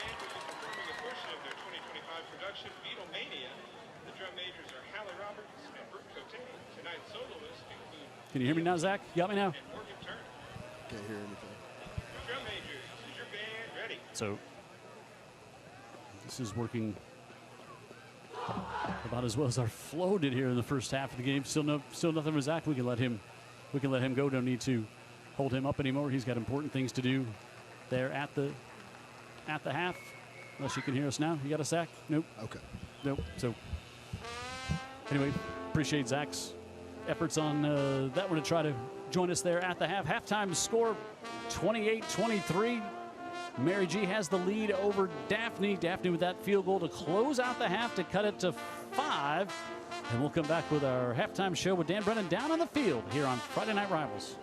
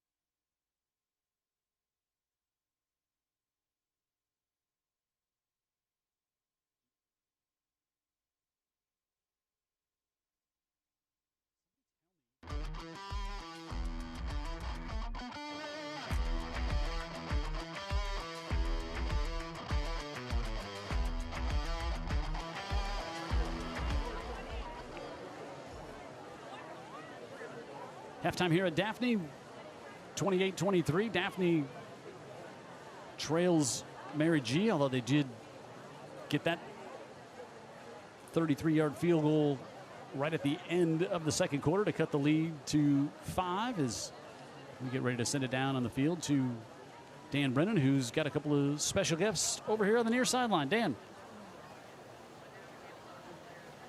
David Diaz is the principal of Mary G. Montgomery High School, and Haley Culbreth is the assistant principal and the athletic director, and they're with me here at halftime. Good to see you both. Good to see you. Let's talk a little bit about MGM. First of all, you've been here 1 year, David, and you one complete year, and this is this is my second year. kind of inherited a very good football team. That's not a bad way to come into a school in Mobile. Well, I'll tell you, Dan, when volleyball performs and football performs, it starts off the year, and we just roll into a successful school year after that. Everybody's in a good mood. Amen to that. Let's talk about your role as the athletic director and also the assistant principal. What fills the time of your day? A little bit of everything. My day is usually packed to the max, and it usually goes into after-school hours, and it's a lot of fun. I've always been into athletics, and that's always been my passion, so I'm thankful for this role. So talk about the growth at Mary G. Montgomery. That part of Mobile has grown, and that means that the high school has gotten bigger and bigger. You're now obviously a 7A team and have been for some time, but the point is, with growth comes a lot of change. And I think what you're trying to tell me is that the change has been good, and you've seen the future, and you're able to adapt to it. Absolutely. We have 1,750 kids at Mary Montgomery. The community continues to grow. We're still a community school. We've had a few. Actually, earlier in the month, we were awarded the Key to the City for our community involvement. The West Mobile is definitely growing. You see housing projects going up all the time. We're looking forward to that. Tell me about some of the exciting things academically going on at the school that you could point to. I'm glad you asked, Dan. He's come with a list, y'all. So anytime we talk about Mary Montgomery, we always like to brag on our academies. So we have our signature academy is the Academy of Engineering. We have biomedical science. We have computer science and IT, hospitality and tourism, horticulture. That's agri-science. Kind of a Sims thing, isn't it? Yes, it is. The nurseries are big in our community.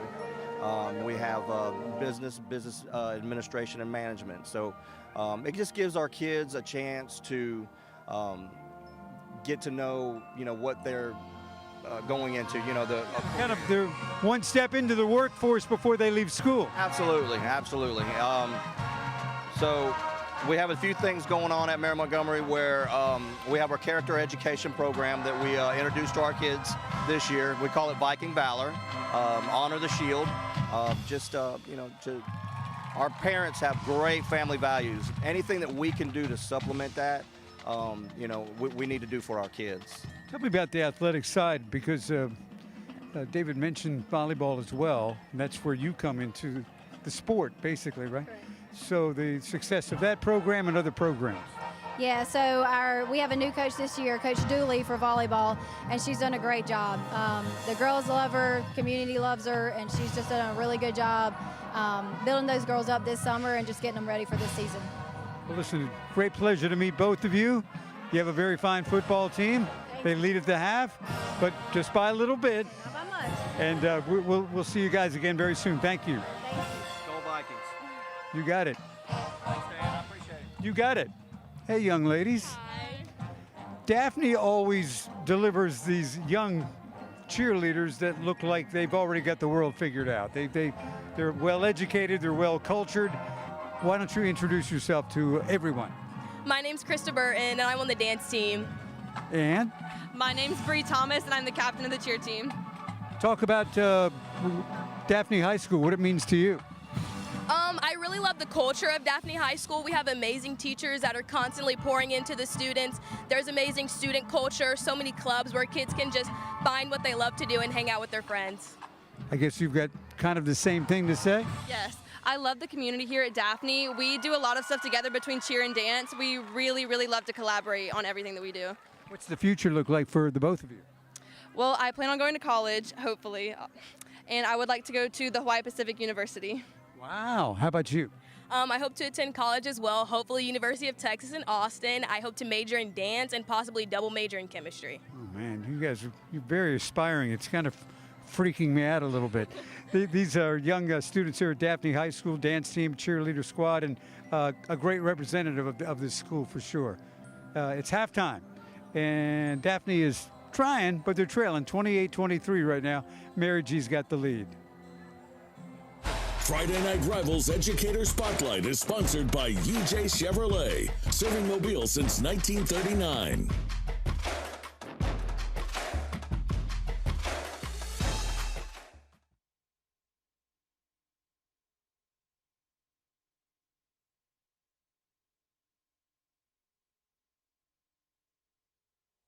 It is sponsored by Dr. Pepper and Coca-Cola.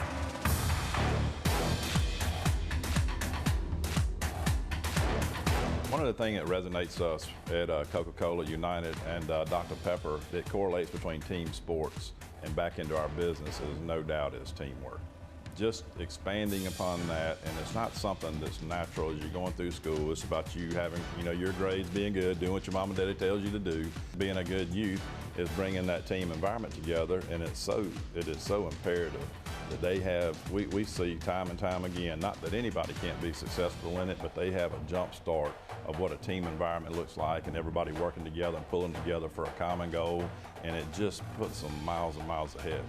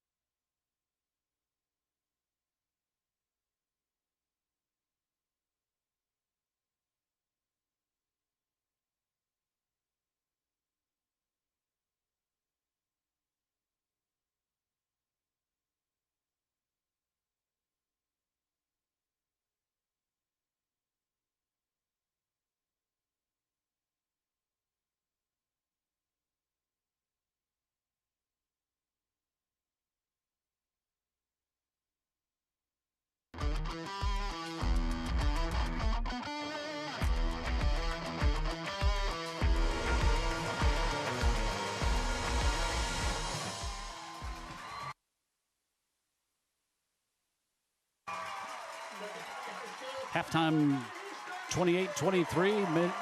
Mary G on top of Daphne. Take a look at how these two teams got here and what they've got the rest of the season. Both coming in 2-0, both getting non-region wins to open things up here. And now they start their region play. Win against Pace and the win against Gulf Shores for Mary G. As I said earlier, they got 3 road trips in a row across the bay here in Baldwin County. Gulf Shores, Daphne, and then Robertsdale tonight. Then home for Foley, back across the bay, Baldwin County.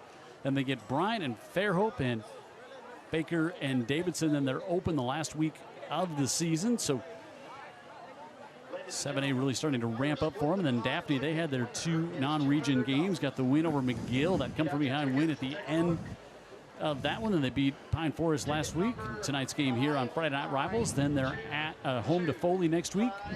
Then they go to Baker. That game's on UTV 44, as is the non-region game against Spanish Fort. Then they're at Davidson, Bryant, rivalry game at Fairhope and Robertsdale, and they too open as well to end things out on the last week of the regular season. It's 28-23 here at the half. Every week we're able to present you with our Scholastic Athletes of the Week. This week, no different. Let's find out who this week's representatives are. Hi, I'm Andrew Zimmerman from Andrews Diesel and Automotive Repair. We're proud to be the sponsor of the Friday Night Rivals Scholar Athlete of the Week. This week's Scholar Athletes are Braden Turner of Mary G. Montgomery High School and Ella Lomax of Daphne High School. On the field, Braden Turner is a member of MGM's football team and is a member of the fishing team as well. He is also a recipient of the Ministry Pillar Award. In the classroom, Braden has a 4.5 GPA and is ranked 14th in his class. He is dual enrolled in several advanced courses, including U.S. History 2, English 101, Pre-Calculus Algebra, and plans to take English 102 in the second semester. A member of the National Honor Society, he has also received his bars and letters for outstanding grades, as well as being included on the school's honor roll for the past 3 years. Braden was also nominated to attend the National Youth Leadership Forum of Engineering and is a Mobile United Leadership Award recipient. Additionally, he is a member of the National Wildlife Federation. Braden plans to attend Auburn University and study mechanical engineering. On the court, Ella Lomax is the captain of Daphne High School's volleyball team. She lettered in high school volleyball in 2022, 2023, and 2024, and has been recognized as an all-county varsity volleyball player. She has received a number of athletic awards and recognitions, including the AL.com All-State First Team in 2024, Seacrest Furniture Athlete of the Week in 2023, Press Register All-Region Volleyball Team recognition in 2022, with an honorable mention in 2023, and the Lanyap Mobile Baldwin County Class 6A and 7A All-Area Team recognition in 2024. She has received several MVP awards, including one from Daphne High School in 2022, 2023, and 2024, one from the Makos Battle at the Beach Tournament in 2025, and one from the American High School Volleyball Coaches Association for the All-Star South Team MVP in 2025. Additionally, Ella has received numerous recognitions from the American High School Volleyball Association, such as the All-Region recognition in 2024, Preseason Watch List in 2023, 2024, and 2025, Phenom Watch List in 2023 and 2024, and the All-Star Watch List for 2025. She reached the 1,000 kills milestone with Daphne High School in September of 2024 and reached 1,000 digs in October of 2024. Back in the classroom, Ella Lomax has a 4.1 GPA and is ranked 63rd in her class. She takes AP Pre-Calculus and is a member of the National Honor Society. Ella plans to attend the University of North Alabama and has committed to continue playing volleyball once there. Congratulations, Braden Turner and Ella Lomax. Friday Night Rivals Scholar Athlete is sponsored by Andrews Diesel and Automotive Repair.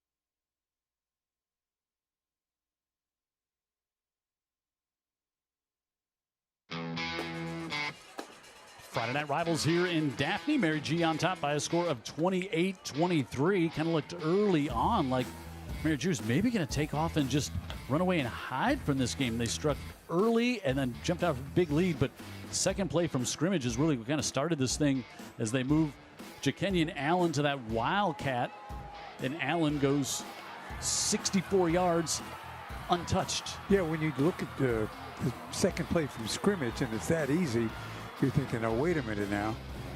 Was Daphne ready? But they never really quit in this game. I credit a lot of it to the junior quarterback. Yeah, Seegers played really well and got that one to Williams and set up a quarterback sneak here, which somehow they gave it to him. We've still yet to see that one get in the end zone, but made it 7-6. And then Cam Smith started to get things going on the ground for Mary G and closed off this drive right up the middle. That put Mary G on top by a score of 14-6. And then the block punt into the end zone as Jordan Doss fell on it for the touchdown. That made it 21-6, and it felt like, uh-oh, this one could get out of hand. But then, as Dan said, Seeger just kept his poise, kept in this one, and got Gardner there. Got him in first and goal. About 11 penalties later on a fourth and goal, finds Gardner again. Great throw under pressure. Yeah. This kid's done it all night. And so that cut it to one score, and then Daphne gets their first stop of the night, gets the ball back, and Williams sprints up in the sophomore. He got the touchdown. That's 21-20 with 1:39 to go, but then the opening kickoff, Allen, after going 64 yards on a run, goes 85 on this one, and 1:37 left, and now it's 28-20. But we still had more penalties and more football to go. We did, and eventually 3 more points would be scored. This is near the end of that drive. And watch this one doink off and in, and we'll see if one official said no, and the other one said yes, and it was good. So that's our score, 28-23. Daphne will get it to start the third quarter, and Mary G, after that big run, haven't had a lot offensively. I've got the 2 special teams touchdowns, and Daphne, 100 yards through the air. They haven't been able to rush it all that much as well. So it's crazy. You've got, 51 points on the board, and our stats say 244 yards of total offense. Yeah, it doesn't add up, does it? But No. again, two of those touchdowns were special teams. That's got a lot to do with it. But, yeah, I mean, Daphne's right in this game. They do receive the second half kickoff. They can pull a 2-for-1. 13 first downs for Daphne. Kenny King and his crew need to be happy the way they rallied back after that. So now, so they say Daphne declined that penalty at the end of the first half. But now they have moved Mary G back to the 25-yard line to kick off. So unless there was a penalty on the band at the half or something, so they must have been able to take that penalty at the end of the first half and apply it to the kickoff. Let me tell you, at the second half, penalties in the first half, 12 for 123, one team, Mary G. Montgomery. Meanwhile, Daphne, 7 for 45 yards. Gordon sends it back to the 25. Scoot Miles up the left side. Watch out. He's a speedster. And Miles into Mary G. Montgomery territory. And Daphne to the 41. Fred and Susan Riley checking and watching the ball game here tonight. I would have expected just that. Usually they're out doing date night on Friday night. They DVR it and they come back and watch it on Saturday morning, but tonight they're watching it live.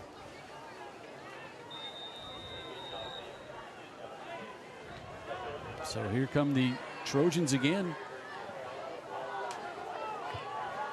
with Christian Seeger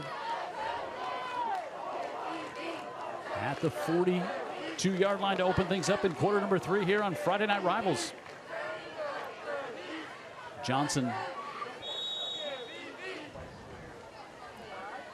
Johnson on the run, pickup of about 1 yard. Andrea and Michael Lomax, friends of ours, proud partner of the Scholastic Athlete of the Week from Daphne. Daughter is the Scholastic Athlete. They'll be happy to see that as they rewatch the broadcast tonight. I bet they will. Gain of just 1 on first down.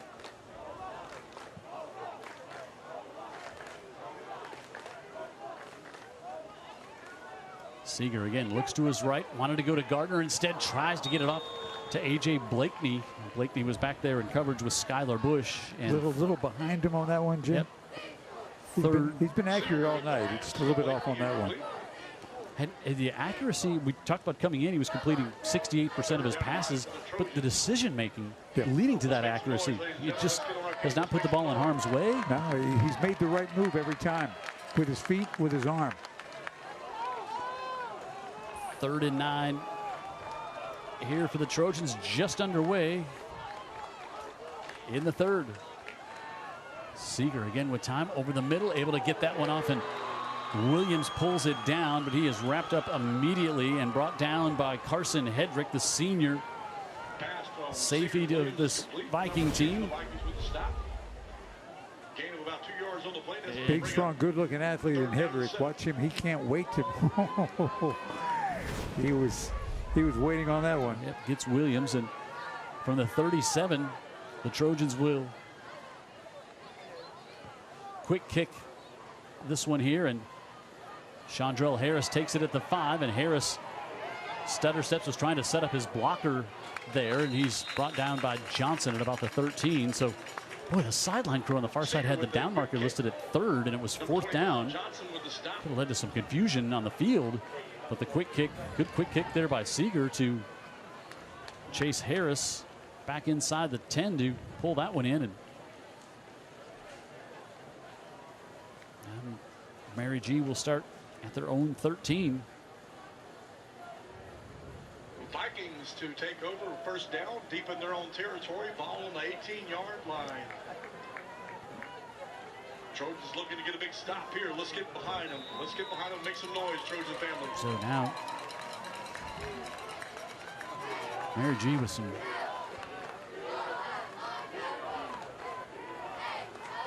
looks like they were working on the snap over there. It looked like Colton Cooey and Manhattan were working on the snap over on the sideline, and they get it to Allen.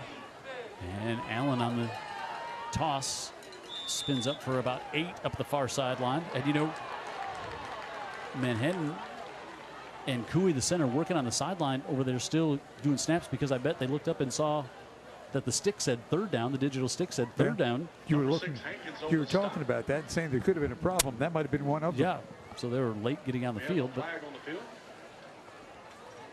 so personal foul after the play against Daphne, 15 yards on a late hit on Allen. Personal foul called against the Trojans. And you know, it's the 15-yard penalties we've had, but none of them have been like, it's not like there's a bunch of animosity. They're not not jawing back and forth. It's been the officials' opinion. Yeah.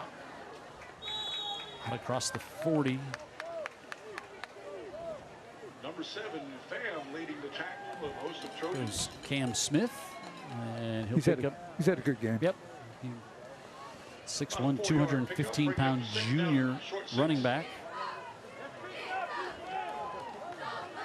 Up to the 40 for the Vikings. And then Hennett.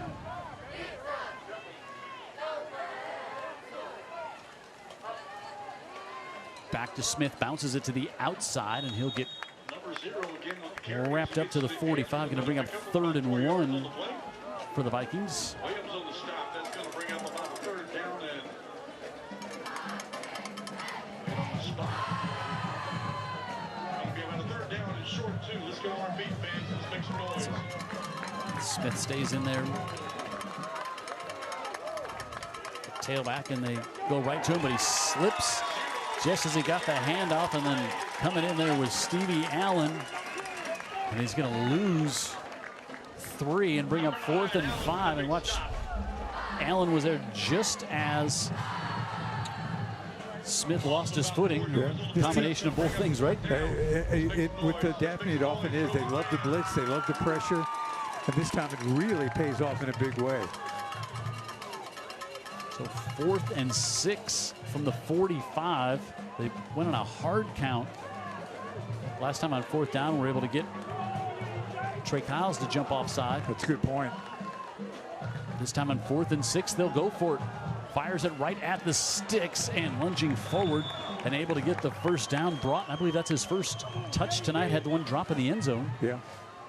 He touched one. He didn't catch it. He catches this one. That's a big one, too. Going for it on 4th down and 6. From your own 44, and Broughton has the Roof Doctors first down. And Smith on the right side, and that offensive line moving forward. And another 11-yard gain for Smith, and another Roof Doctors first down. And now maybe seeing a little tempo here out of Mary G. Not looking over to look at the sideline for the play as much, just getting up on the ball and snapping it. Do it again. Smith, same thing, bounces to the outside and comes back into the 37. Didn't see any of this up tempo in the first half from the Vikings. No, this is new. And now they'll swap out and bring Thomas White into the backfield after Smith several carries in a row here. Go back to their traditional offense, looking over to the sideline to get the play.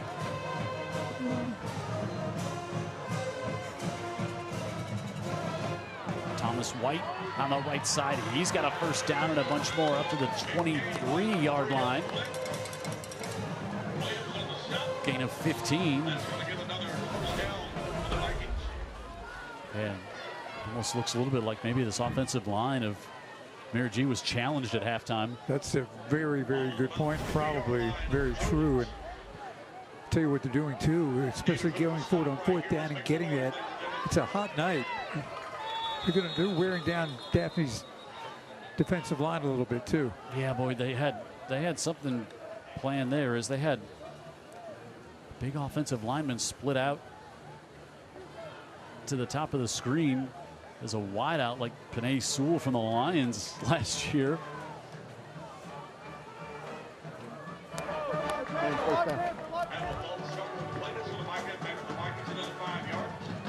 So make it a 1st and 15.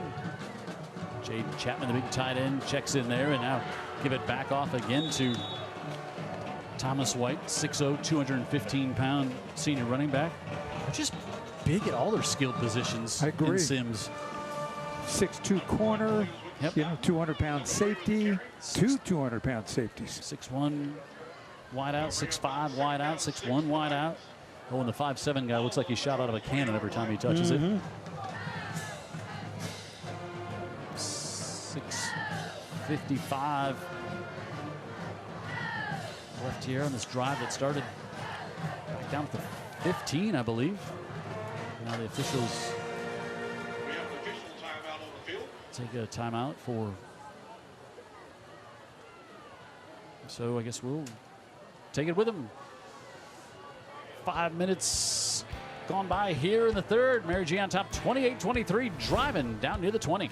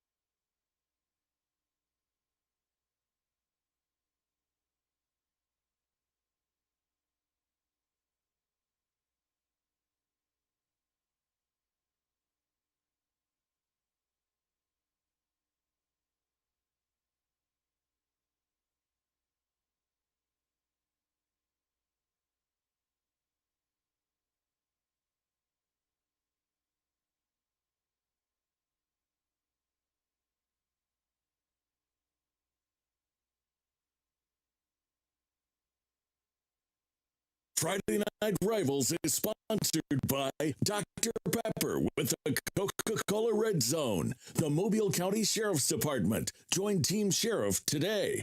And Greer's Markets. Greer's got it. We guarantee it. Jim Cox, Dan Brennan, Mary G. Daphne, 7A Region 1 game, 28-23. Mary G's never trailed in this game. And not in the way we expected, but it's lived up to the billing. Really has. And we've got to give Daphne a lot of credit. Not a lot has gone their way, but they've hung around. Scored a couple of late touchdowns and field goal. Yep. And are definitely challenging in this game. But Mary G really hammered it on the ground here in the early portions of the third quarter. 2nd and 6 here for the Vikings. Allen in motion. They fling it out to him, and Allen gets a block around the corner and turns on the speed and makes the business decision just to step out of bounds at the 9 for 1st and goal. And a Roof Doctors first down into the Coca-Cola Red Zone for Mary G. Got a lot of good players. A lot of good players.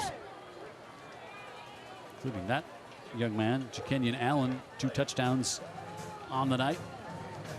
White grabbed by Stevie Allen. A couple of their scores to pass along. Theodore leads McGill 27-10. Saraland 43-14 over Gulf Shores. Foley leads Robertsdale 20-0.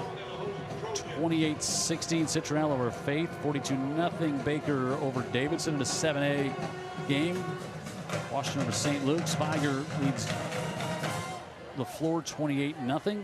35-7 Spanish Fort leads Baldwin County up in Bay Minette. 21-20 WS Neal leads St. Michael.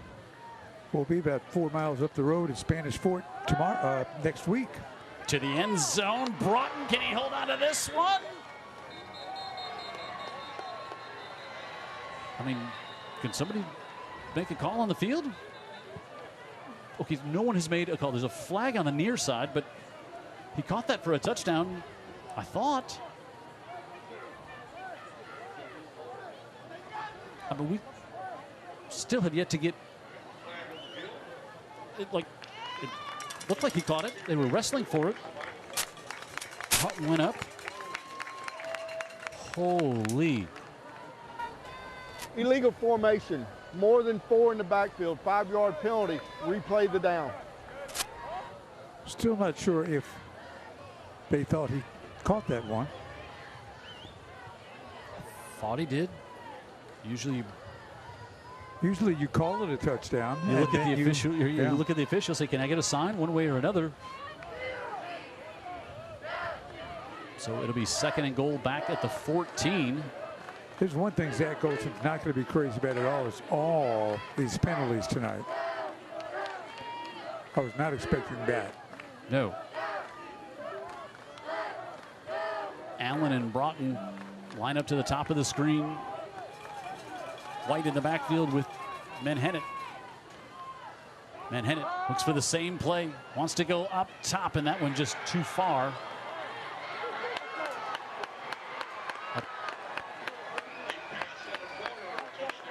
Now they're going to say touchdown. But okay, I give up if they don't make a signal. Let us know. Hey, touchdown for the Vikings. It was definitely close. Far sideline, we're not sure. That's why you look at the official. Yeah. ArcelorMittal touchdown apply at ArcelorMittalJobs.com. I mean, that's the official on the side over there he wasn't the one who called it. So, but it counts, and now a flag. Imagine that. Before the PAT. Now, false start, 5-yard penalty on offense. Remains try. So, well, that's a couple of bizarre plays in the corner there, because the first one is never signaled as a touchdown that they can then take away. The second one, I'm not real sure he was in bounds. And I think it was Allen, if that's again his 3rd touchdown of the night. We'll take a look at a replay at some point. Gordon will try the PAT.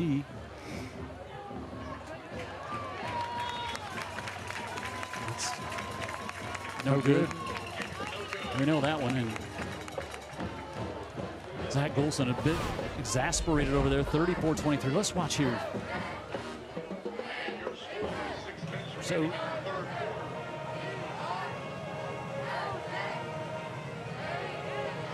that is Kenyon Allen. I thought but the official over here has yet to call it. Now he calls it. He calls it. I couldn't tell if the left foot was on the line or not. Yeah. It seemed to be trending that way, but so 34-23. Golson looks like he had a touchdown just scored against him. I think it's maybe those penalties, and then the failed PAT there. And still 6 minutes to go in the third. He's got this team and the town and the community believing. For sure. I mean, they hadn't been to the playoffs in 20 years. They'd never won a playoff game. And then he turned all that around.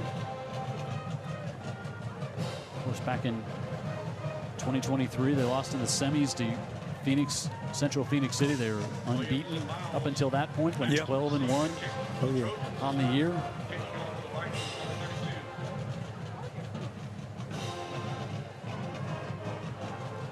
And Gordon bangs this one on the ground. The ball's still loose on the far side, wrestling for it. Wasn't really an onside kick, but more of a dribbler, and Mary G saying they have it.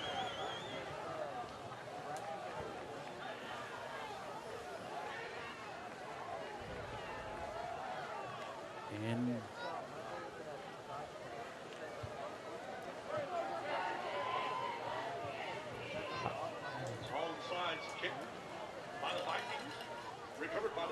so they're going to say the Vikings did recover it, but it really wasn't an onside kick. It was just more of a squibber up the far side. But special teams, a block punt for a touchdown, a kick return for a touchdown, and now they steal a possession.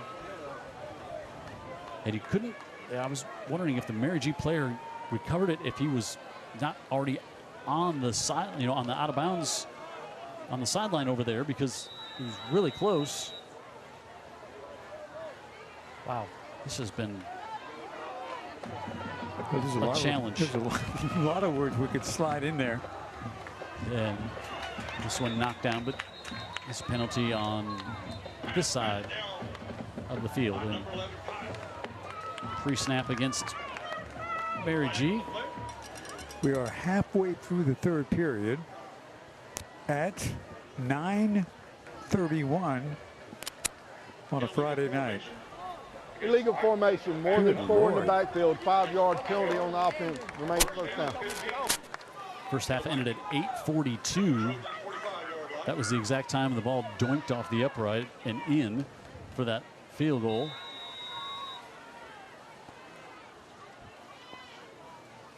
First and 15. Sometimes they like to try to blame TV while the games go on. Not this time. This one's not on us. No. Not on us.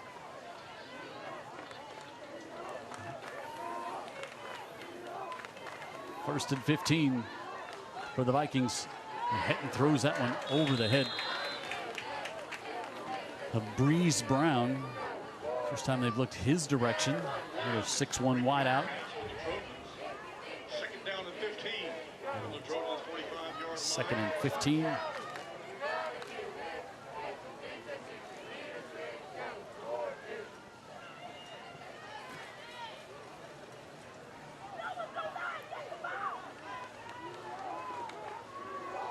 And down in San Paulo, they're just getting ready to start the fourth quarter.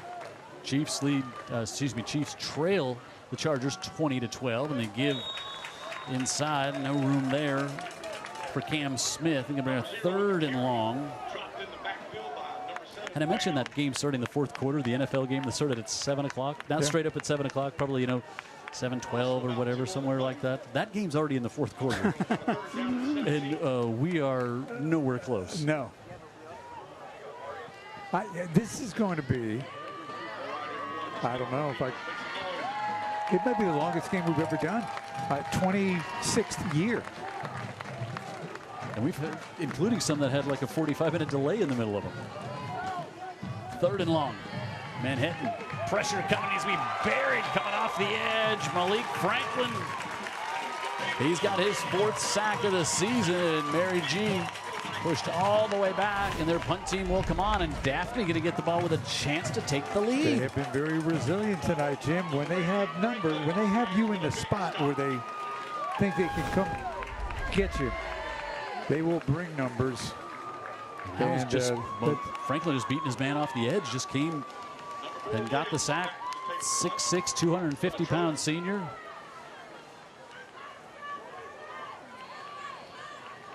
And Williams, great kick by Harris. Williams catches it at the 25-yard line. So Jared Quijas, who's been with us for almost every game, he's chiming in. We'll tell you about that after the break. 4 minutes to go in the 3rd. 34-23. Daphne can't take the lead on this possession.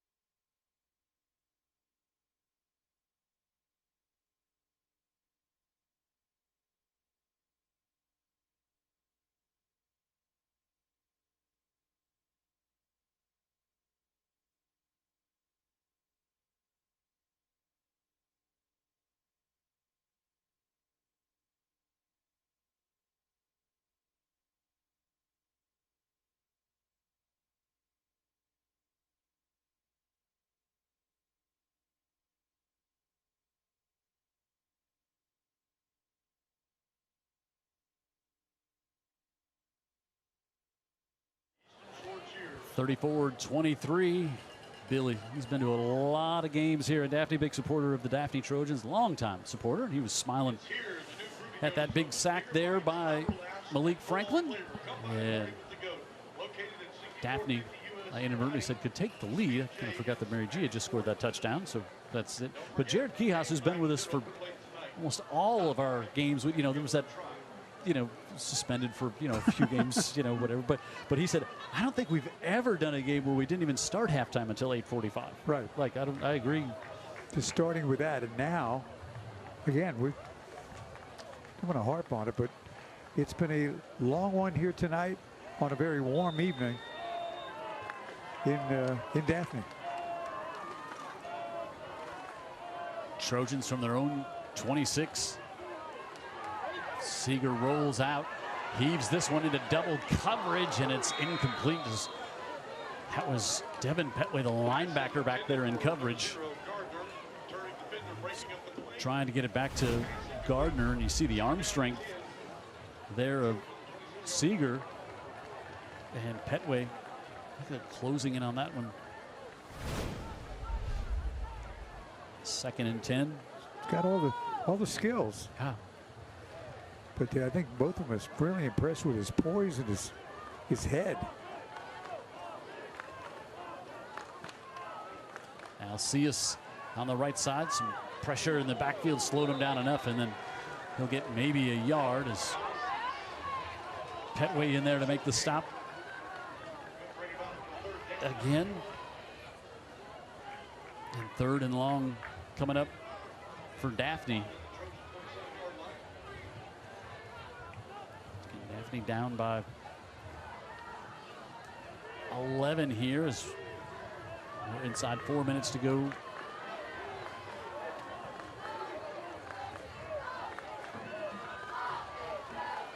In the 3rd.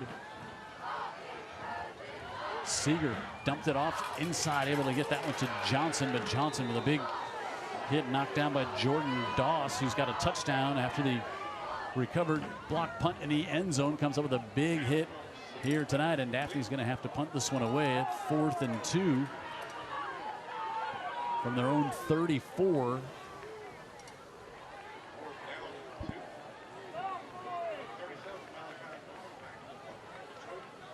Norman is only punted once tonight. It was blocked. And he had Seeger do a quick kick on the other 4th down, and maybe something to the up man here. Are they going to fire it off? They got Norman gets it up in a high kick, and Harris will let it bounce and takes a Mary G. Bounce will be down to the 31-yard line.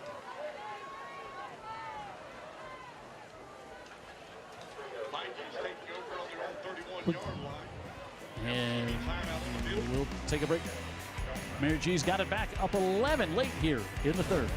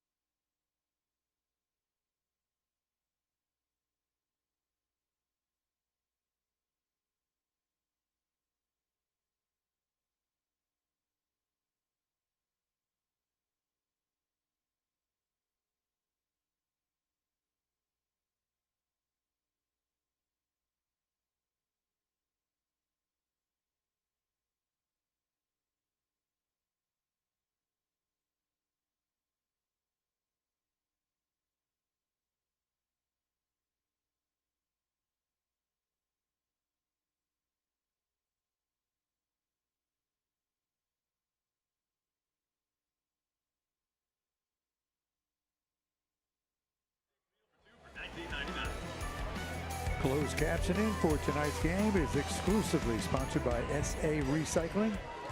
Cleaner communities, stronger future, SA Recycling. Late in the 3rd, Jim Cox Danbury, 2:33 to go, 34-23. Mary G gets the ball back at the 30.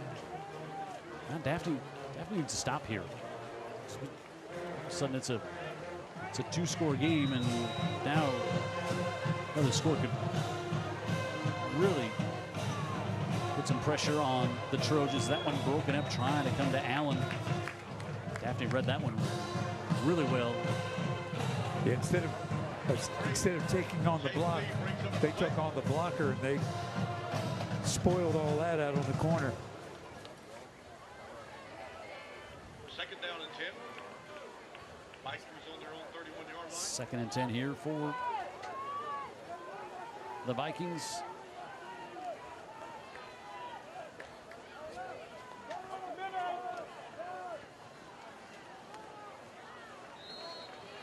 Give on the left side for a couple.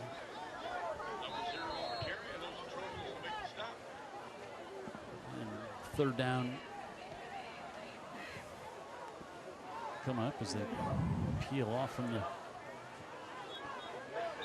pile down there. J.C. Miles at the bottom of it, and I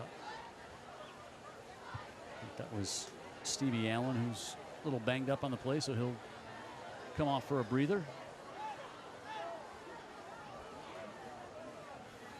It's going to bring up 3rd and about 3 here for the Vikings. Zach Golson was the offensive coordinator here at Daphne under Kenny King. Left the OC position to become the head coach, Mary G. And the give in the inside, and Smith is going to be stopped short. Well, they went for it on 4th and 6 at this same spot on the field. Miles Hankins, the sophomore linebacker who came in to replace Allen, who went out, made that stop there. And 4th and 2 coming up. Again, Mary G went for it from here. See if they try the hard count at all. But got Smith.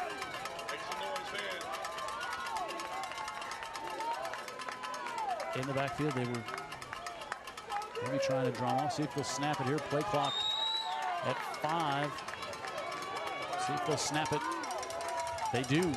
They give it to Smith on the right side, and Smith drops the shoulder, and Cam Smith has got the Roof Doctors 1st down up to the 44.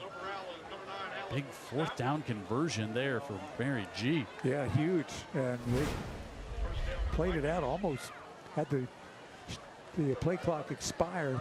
You hand it to Allen, good things are going to happen. I'm sorry, Cam Smith. So inside a minute.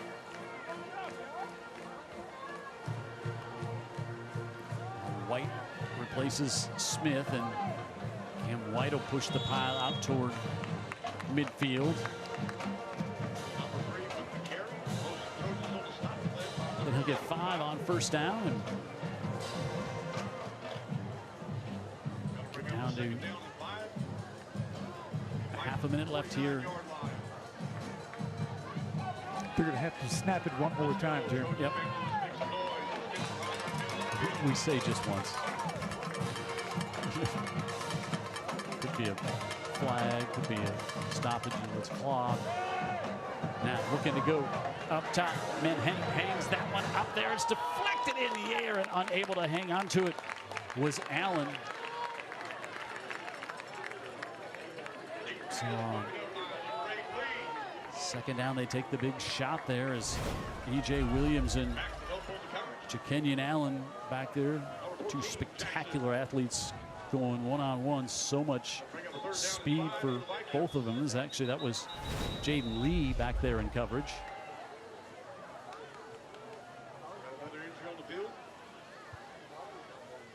Got a down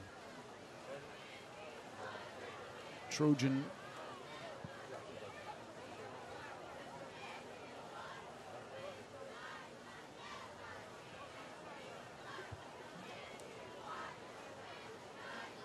Right at midfield. Kenny King making his way out there.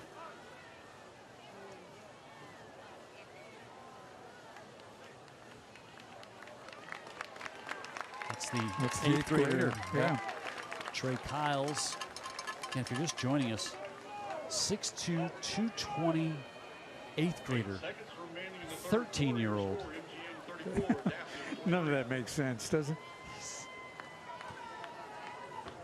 Again, class of 2030. There's no way we're still in new games in 2030, is there? Is there? There's no way one of us is. At some point, our luck will run out.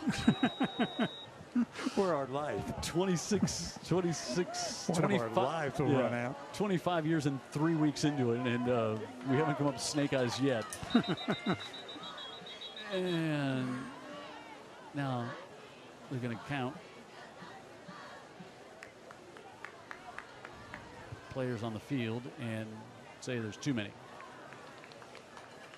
So they put Harris in at the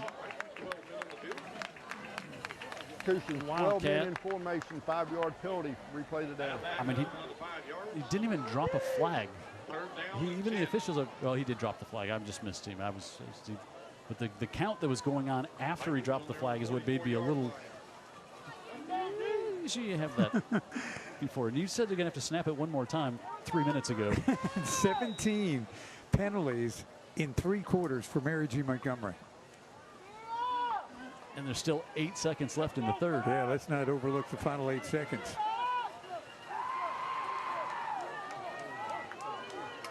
Third and 10.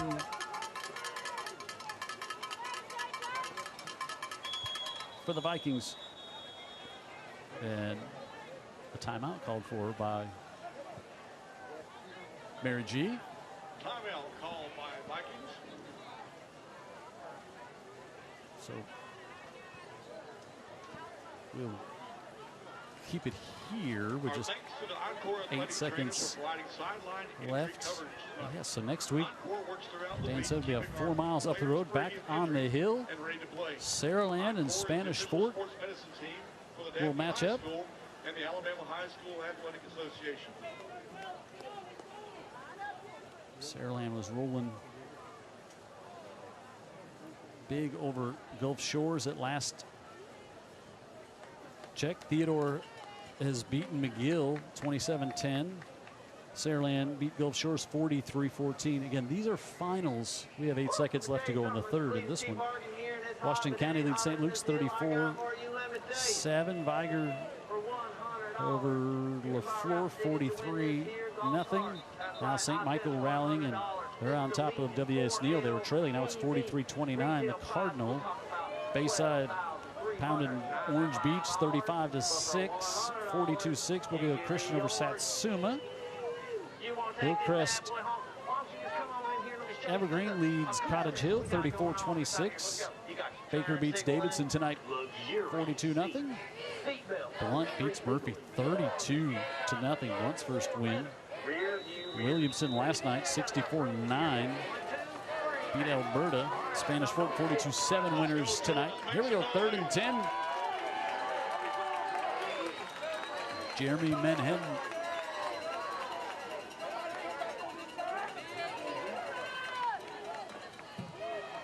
Gives it off to Cam Smith, and Smith, the good hole, gets up to midfield, and that, he says with some degree of confidence, will end the 3rd quarter.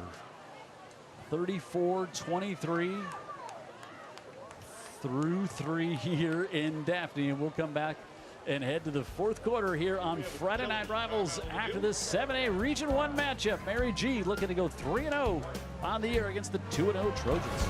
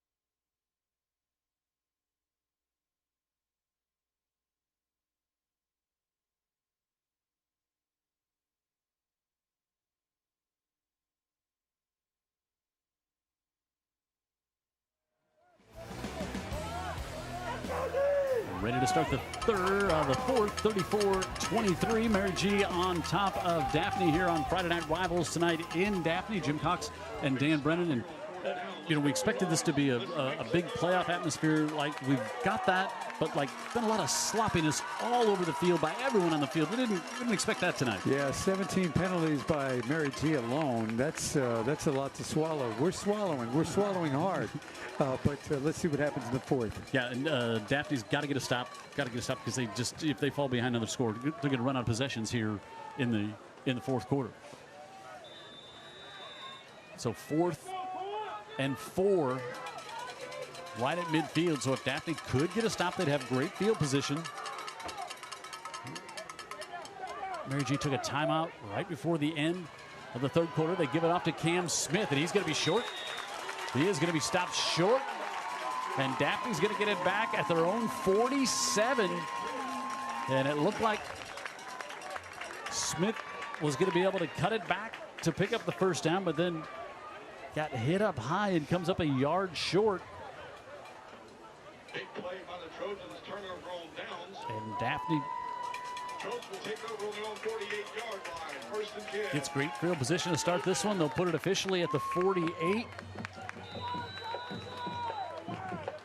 And as we said, Daphne has never led in this game. They were down 21-6. They got it to 21-20. And it was 28-20, 28-23 was the score at the half. And we had just the one touchdown in the third quarter by Mary G after the big offensive explosion in the first half. And Isaac Johnson going to get the first down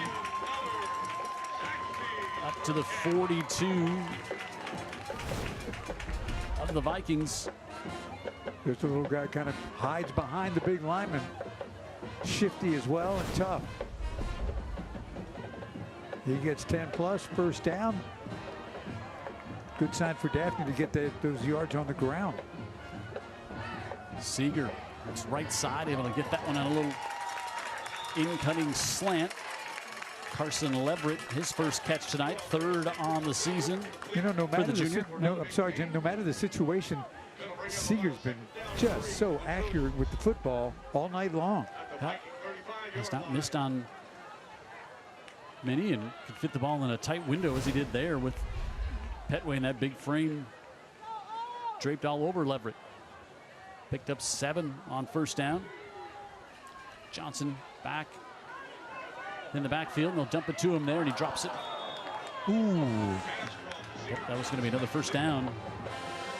That'll bring up 3rd and 3 here for Daphne.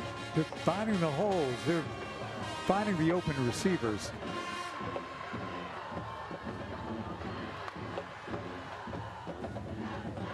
Let's see if they're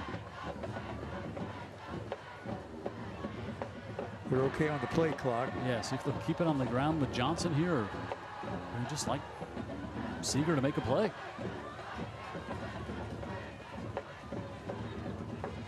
Seeger out of the backfield to Johnson. Johnson a little stutter step, and Johnson lunges inside the 30, and he's got the Trojans first down. They said you can't measure the heart. That's the deal with him right there. Oh, harder than 5 yards for that young man. Yep, 5'7", 165. But you had a feeling once he caught it, he was going to find a way to get to the sticks, and he did. Moves him 10 yards, and they got the first down.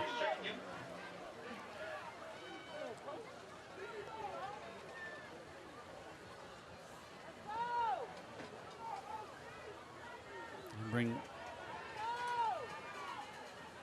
Alcius back in the backfield.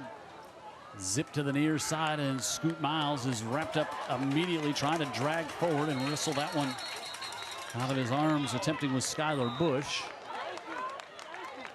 That ball had some zip on it, and had to be because Bush was draped all over Scoot Miles there. Yeah, I mean, that was a great throw. Only pick up 2. Miles hasn't had many touches tonight. He was injured earlier in the season. Now they need him back. Could be a game changer.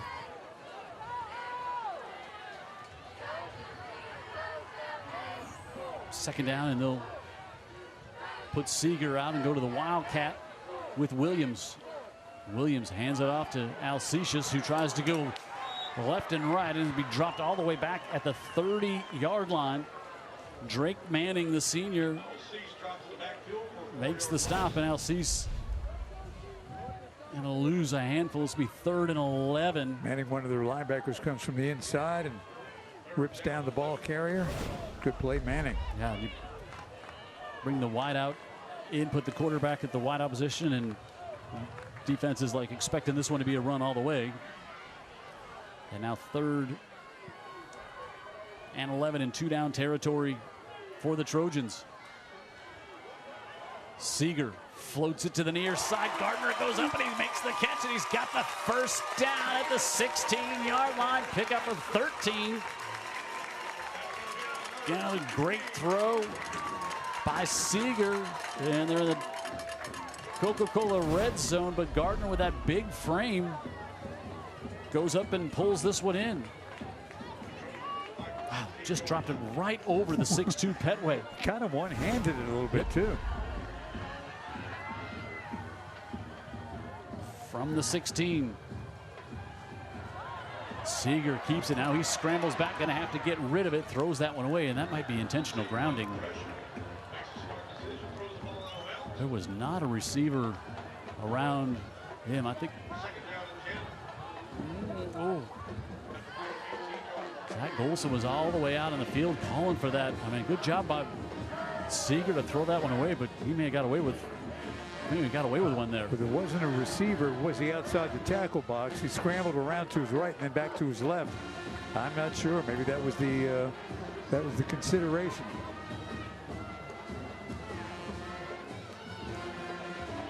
Second and 10.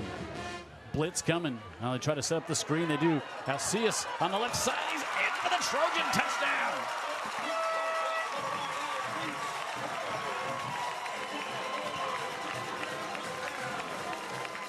No flags. Well executed screen. Saw that they had pressure coming. And by the time Mary Montgomery was able to try to drop back, it was too late. Alcius with the touchdown. Great blocking on the left side, and also a very calm, collected quarterback. And they go for two, and they get the point back from the missed PAT earlier. And it's now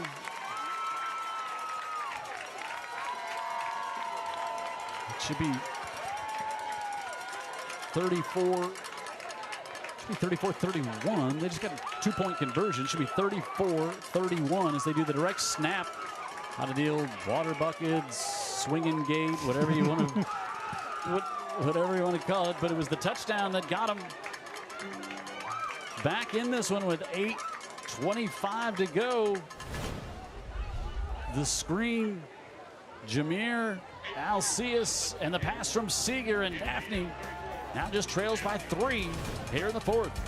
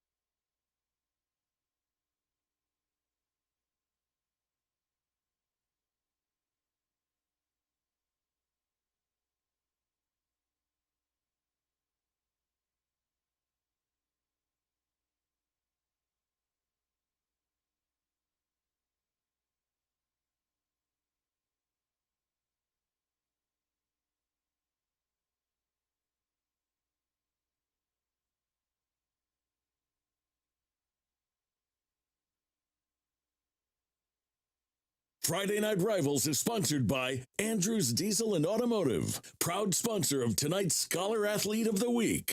McMurphy Orthodontics will make you want to smile. And Roof Doctors. Got a sick roof? Call the doctor. Roof Doctors.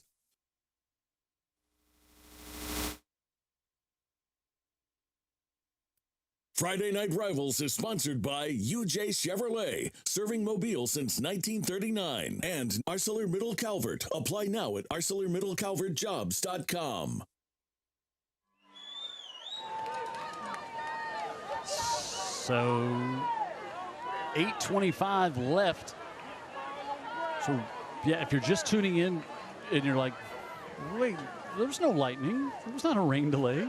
It wasn't like the NFL game last night. We had a lightning delay for 57 minutes. No, this has just been, that's been what we've been grinding at here tonight in Daphne. But if you're just joining us, hey, you went out, got something to eat after your game finished, now you're just getting home.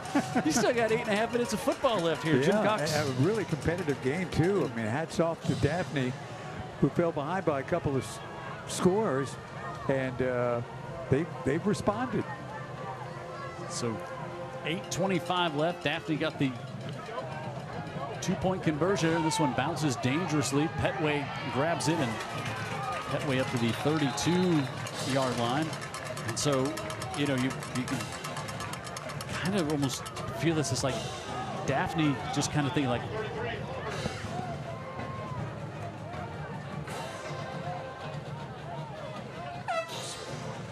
now we'll take a timeout.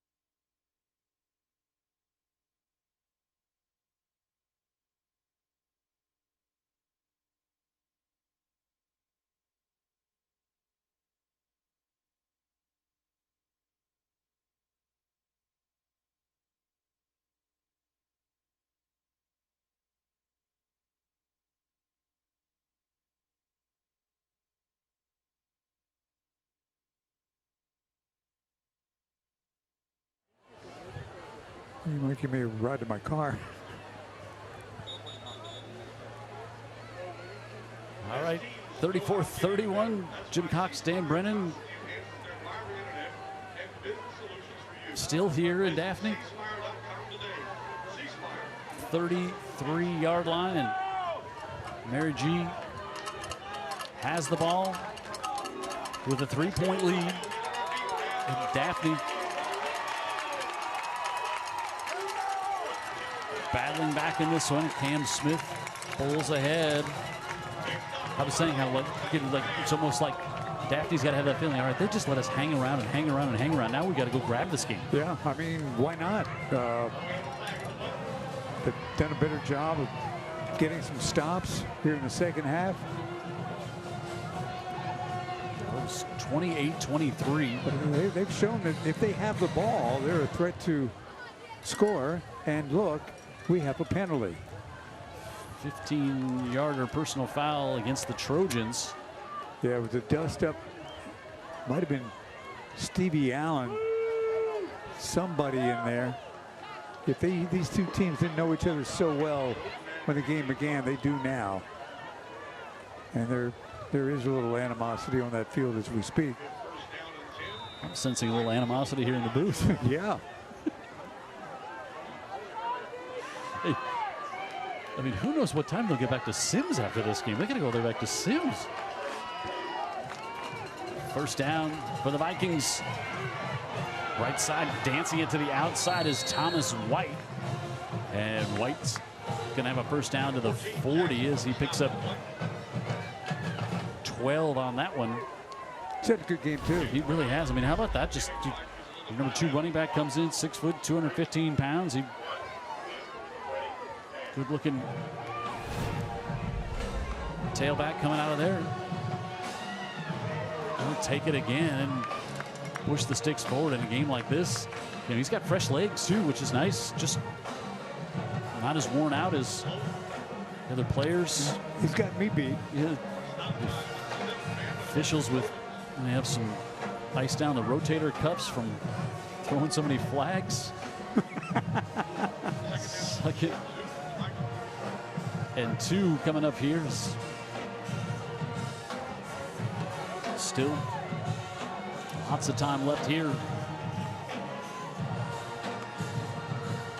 in the fourth. Manhattan, the play clock at 1, now at 0. He does not get the play off. And boy, on 2nd and 2, you take a delay of game. Snap. Delay game. Wow. 5-yard penalty on that. Wow. The main second down.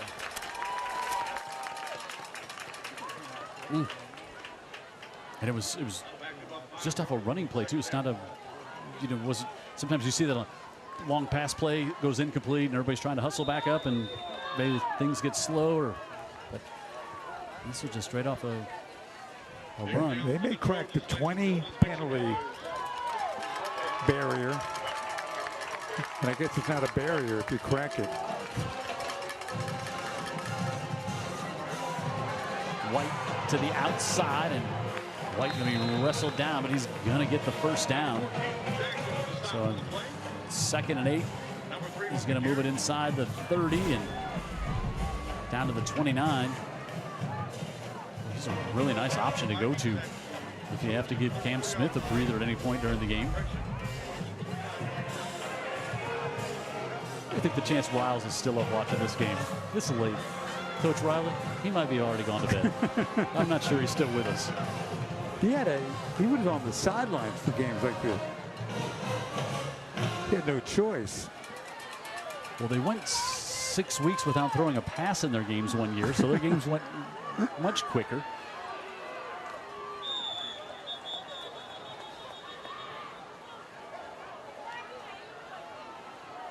So timeout. Oh, wow. MGM. Yeah. MG got the timeout before they had a chance to inch closer to the the 20 mark. How you think about this game? Basically, at the top of 7A, you've got the ruling class, right? You've got Mary G. Last couple of years has won it. Yep. Baker has been right there, and then comes Daphne.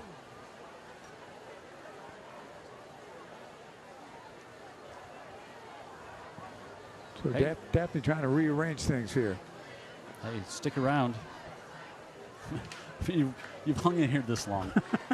I mean, you know, don't be a half miler. Hey, look, if you want to watch live as Dan Brennan stands there, coming up fully asleep with a microphone in his hands. All right, stay tuned after tonight's game. We'll be highlighting one of the biggest defensive stops with our school bus stop, and of course, want to remind you to always stop for a school bus when the stop arm is out and the red lights are flashing.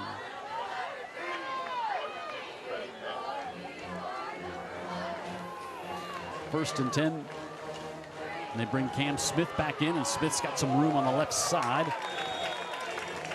And he brought down there by the 13-year-old Trey Kyles. I was going to say, what a hit. And now I mean, Kenny King was like, have you seen a specimen like this before at 13? It's like, no, it looks like a SEC linebacker on Saturday afternoon. Not just a pretty face. He made a heck of a play right there.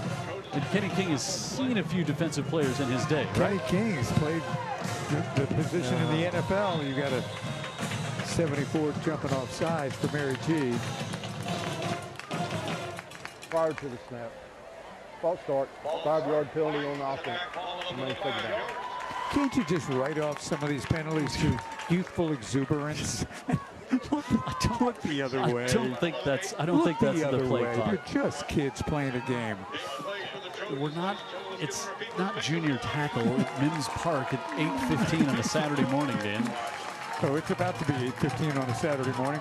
So San Diego Los Angeles Chargers going to beat the Chiefs in Brazil on this Friday night.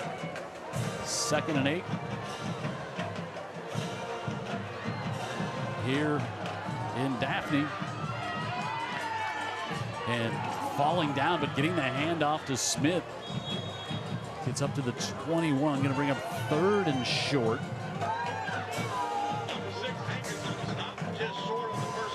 Glenn Vickery says, I'm still up. Attaboy, Coach Vic.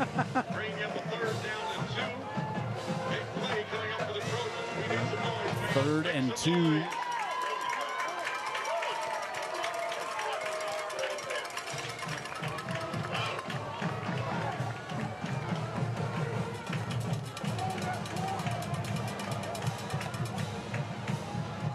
Into White, and White right up the middle, and he's into the Coca-Cola red zone, and he's got the first down. Nice job breaking a tackle at the line of scrimmage, or he wasn't going to get it. White has been a really good option, especially here in the second half with a lot of him. Watch here. Yeah. They brought up big 4th 4th down, but instead it's a new set of downs, and we'll get an official timeout. We have a heat timeout on the field. Heat timeout. With 5:19 left.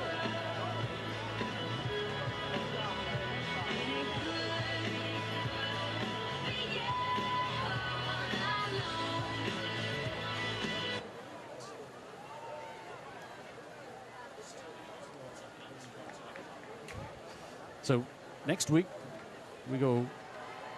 Do you just want to stay at my house since it's so late to get ready for next week's game? That's an awfully sweet proposal. I'd love to see Carrie again, but I'm gonna be like a trucker. Hang in there. Saraland and Spanish Fort next week here on Friday Night Rivals. We'll be right back up the road here at the Hill, and both teams getting wins tonight. Spanish Fort knocked off Baldwin County, and Saraland get the win over Gulf Shores. Make sure you stop by and see them after the game. They're open until midnight on game nights.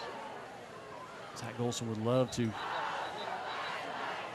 get another score on the board. You're thinking about the clock, but just it's only a 3-point game. You kind of forget. You kind of feel it's like, oh, this is you gotta capitalize here. No doubt. I agree. And it's one thing having the ball, but eventually, more than likely, Daphne's going to get it back.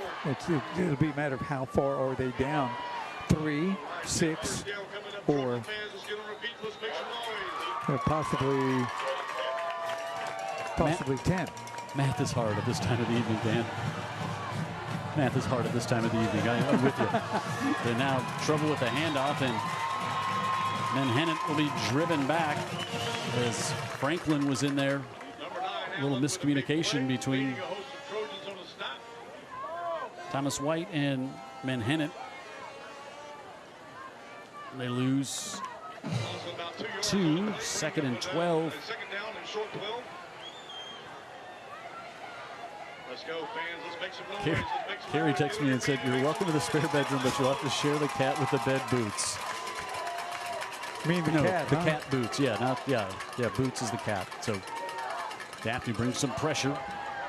White breaks through it on the left side, still on his feet, gets a block inside the 5, and he's down to about the 2. 1st and goal coming up.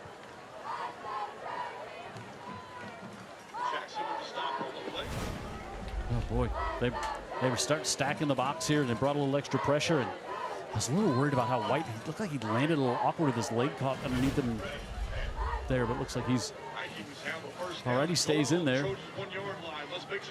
On the 1 yard, those running backs don't like to come out at the 1, do they? They're like, no, I'm good. I'm gonna stay. Exactly. I'm gonna stay in here. He got better quick. And he'll get the handoff as we stop short. Good pressure. Michael Meyer, the junior, got in there. 2nd and goal. Well, these players are moving awfully slowly, coming up from the pile. It's a very warm night tonight. That humidity, I know it kind of gave us part of the week off. It reported for duty today. Shondell Harris 2nd down and goal on the 1 yard line. Let's get on our feet and make some noise. checks in at running back.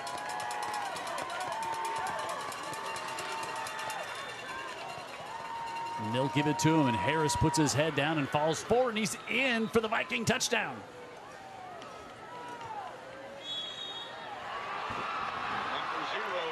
Arsenal Middle Calvert touchdown. Apply for a job now at arsenalmiddlecalvertjobs.com. So they bring Harris back in, and it's not like he's their big running back. They're all big. He's just really athletic, 5'11", 185 All-State athlete last year for this Mary G team, was their quarterback, and now over in the secondary. And Gordon on to try to make it a 10-point game, as Dan Brennan alluded to that possibility.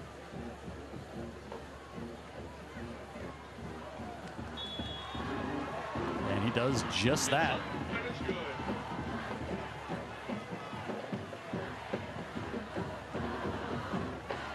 Ben Thomas checking in. He's still up. Upset he didn't get the invite to crash at the Cox household.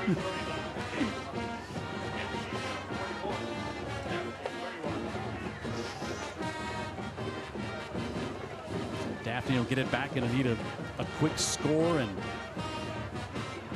got all three of their timeouts so they could get a stop and get the ball back, but try an onside kick if they can get it back, but they got to get the first points here.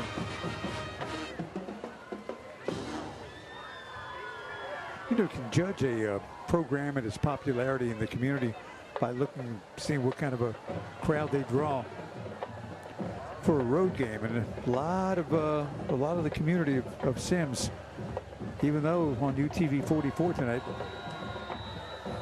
they came and bought a ticket and showed up. Now they're looking at Airbnbs on the Eastern Shore so they can just make the drive back in the morning. Come on, stay over on this side of the bay. It's a nice Saturday morning. Pooch this one to the far side. The 37-yard line is where Daphne will take over, and boy, you have the feeling that Seeger could run like a 2-minute offense pretty effectively. He just has that moxie about him. He's got real talent too, Jim. He's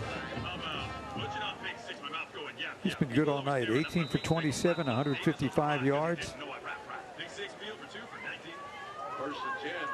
Trojans on their own 42-yard line. So here come the Trojans at the 42.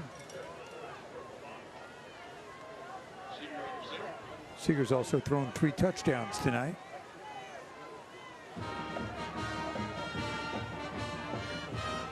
Pressure, and he's going to get swallowed up and sacked. We have not seen that often here tonight. And that might have been the first time tonight he's gone down behind the line of scrimmage. Been really elusive and able to buy time in the play. They just come from everywhere. Caleb Morris, who's going to Mississippi State, was there, as was San Juan Trixie. Second and long. Seeger wrapped up, and he's going to be slung down by Trixie again, all the way back to the 21. Tough time to suffer your first 2 sacks of the night. And Trixie, 5'11", 245, got around the edge, and that was one of those. Daphne takes a timeout. I believe that was one of those plays. So you're in second and long, so you got your receivers going way downfield at this time, and then you get the sack.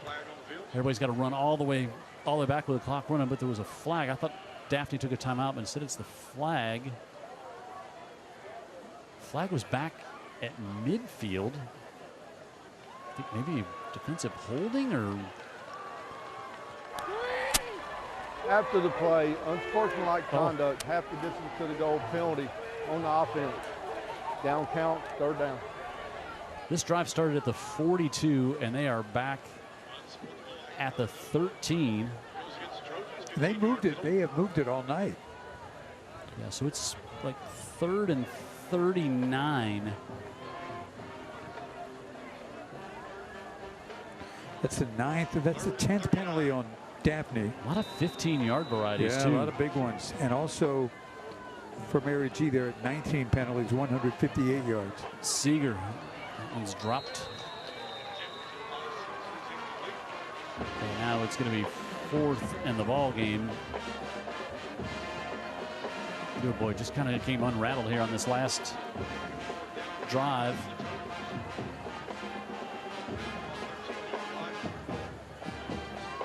I mean, do you even go for it here? It's 39 yards to go. There's 2:26 left. What do you like? You got to take a timeout and talk about it. You got your hook and ladder. You got some type of. You're at your old goal line. You've got really very little chance to get this. I understand if you punt it away, it's like a concession, but you're going to give the ball to Mary G. More than likely, very deep in your own territory again if you don't succeed going for it, and the chances of succeeding, pretty slim. I don't know. So yeah, they get the 15-yarder, back-to-back sacks. Then that one, then the pass was dropped. Mary G's going to have about 2/3 of their defense back near the Spanish Fort city limits on this one.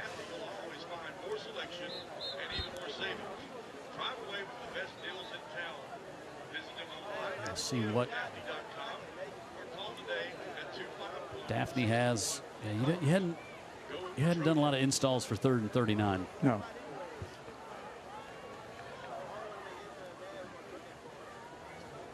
That's why I'm wondering what you're going to do here. Or 4th and 39. You've done even less for 4th and 39 than 3rd and 39. They've got to get across midfield. Now see us in the backfield.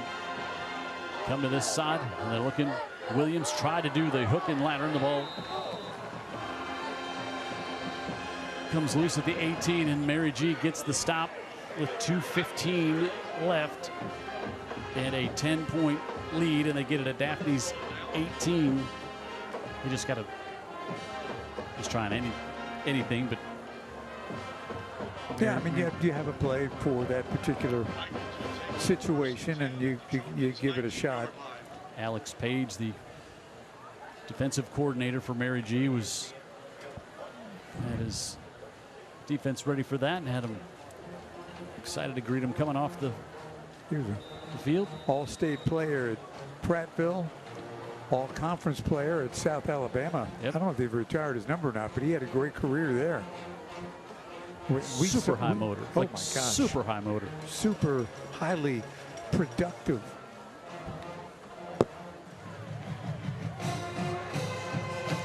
Give in the backfield. It's Elijah James, sophomore, in there, and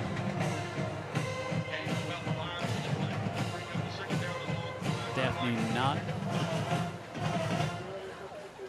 using one of their 2 timeouts here.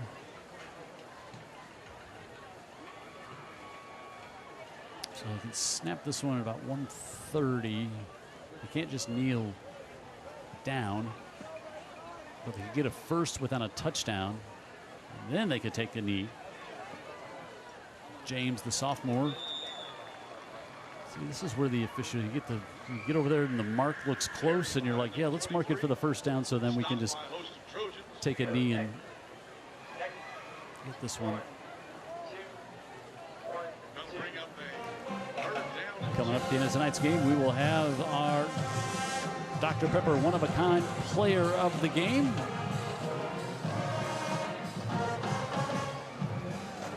Like Jakenyon Allen too, with his 3 touchdowns tonight.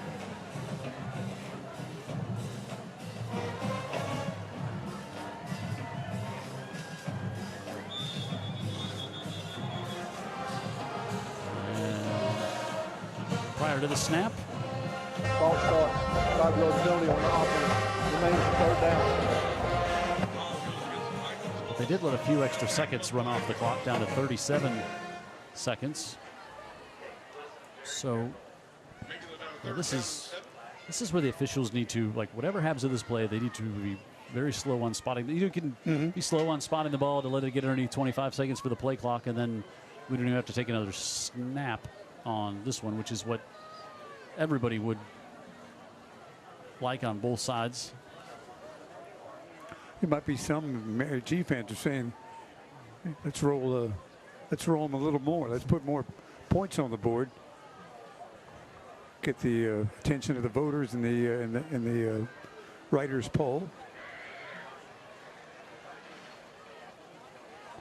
James goes Flag forward. on the play, Jim. Why would you throw a flag? But they're letting the clock run, so there's that. I mean, at some point you just have to have some situational awareness. I don't think they're going to They're not going to stop it. They're just going to let it run out here tonight. And Daphne will let it run out, and Mary G will get the victory here tonight, 41-31. What a wild one here in Daphne. And Mary G 3-0 on the year, their first region win. Daphne drops down to 2-1. They drop to 0-1 in the region. Game featuring a couple of most likely future playoff teams. Both of them say we got some things we got to clean up on Monday when we get back to the drawing board, but Mary G gets the victory.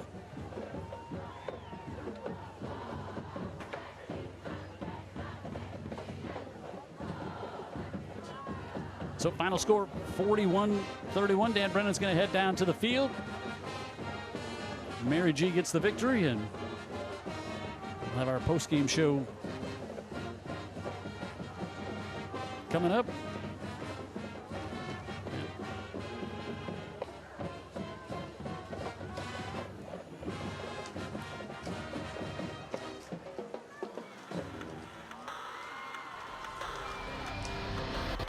Post-game show comes up after this.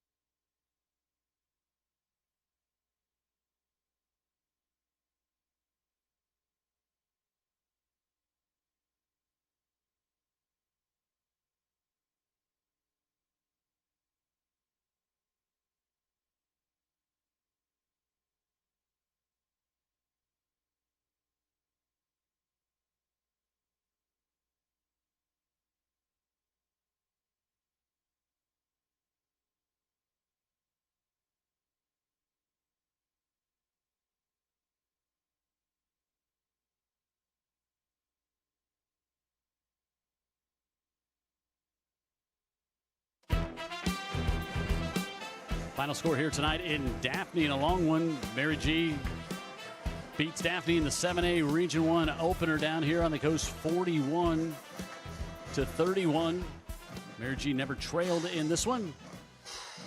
Daphne cut it to 3 on 2 different occasions, once right before the half and once in the fourth, but could never grab the lead, and Mary G holds on to it to get the victory. Let's look at our player of the game, our Dr. Pepper one-of-a-kind player of the game. Started off great. Second play from scrimmage, Jakenyan Allen carried it 64 yards on a direct snap, lined up. And Allen, his first of 3 touchdowns here tonight. That was his only rush.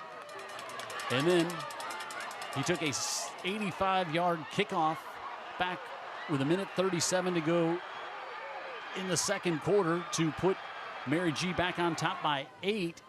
And then he got one through the air. Had 6 receptions for 52 yards, including that touchdown. And so Jekenyon Allen, our player of the game, 33. When the school bus arm is out.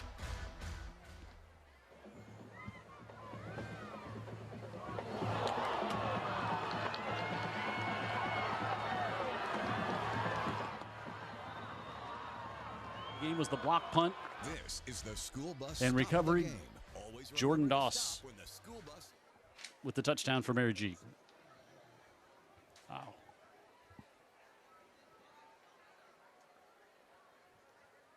Let's go down to the field to Dan Brennan. Well, what a night, and it felt like we went in overtime. Zach Golson, we did not, but it's my bedtime. But congratulations on the win in Daphne, a big win against a really resilient team. Yeah, really good football team. Great to start 1-0 in the region. Hats off to these kids, man. They've been putting in the work. Big time moment tonight to get the victory on the road. Yeah, so the first region game of the year, you guys moved to 3-0. What do you need to? Penalties was a problem tonight. I'm sure that's one thing you'll address. Yeah, we just got to keep getting better in all phases. Everything that we do, we got to keep getting better. How we prepare, I think we are getting better, and that's the beauty is we're 3-0 and we're still getting better. Yeah, a good turnout by the city of Sims and the community. They came across the bay for you. Yes, sir. And right now I'm going to turn it over to our friends from Coca-Cola and Dr. Pepper. We've got something for you and the boys. Yes, sir. Appreciate it. Y'all clap it up. Dr. Pepper, Coca-Cola. Congratulations, guys. Awesome game. Thank you. Woo, woo. Let's go.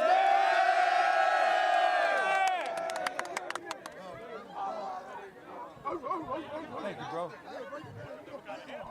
All right, final score 41-31. Mary G gets the victory over Daphne here tonight. Next week, we're back in Spanish Fort and Saraland. Both those teams picking up victories here tonight as well in region play, and we've got that one coming up on the Hill next Friday night. But Jekenyon Allen and the Mary Montgomery Vikings make it 4 in a row over Daphne. It's ranked number 6 in the state. They get the victory here tonight. 41-31. They're 3-0, 1-0 in the region. Daphne 2-1, 0-1 in region play. This is Jim Cox for Dan Brennan, our great crew. We'll see you next Friday night from Spanish Fort.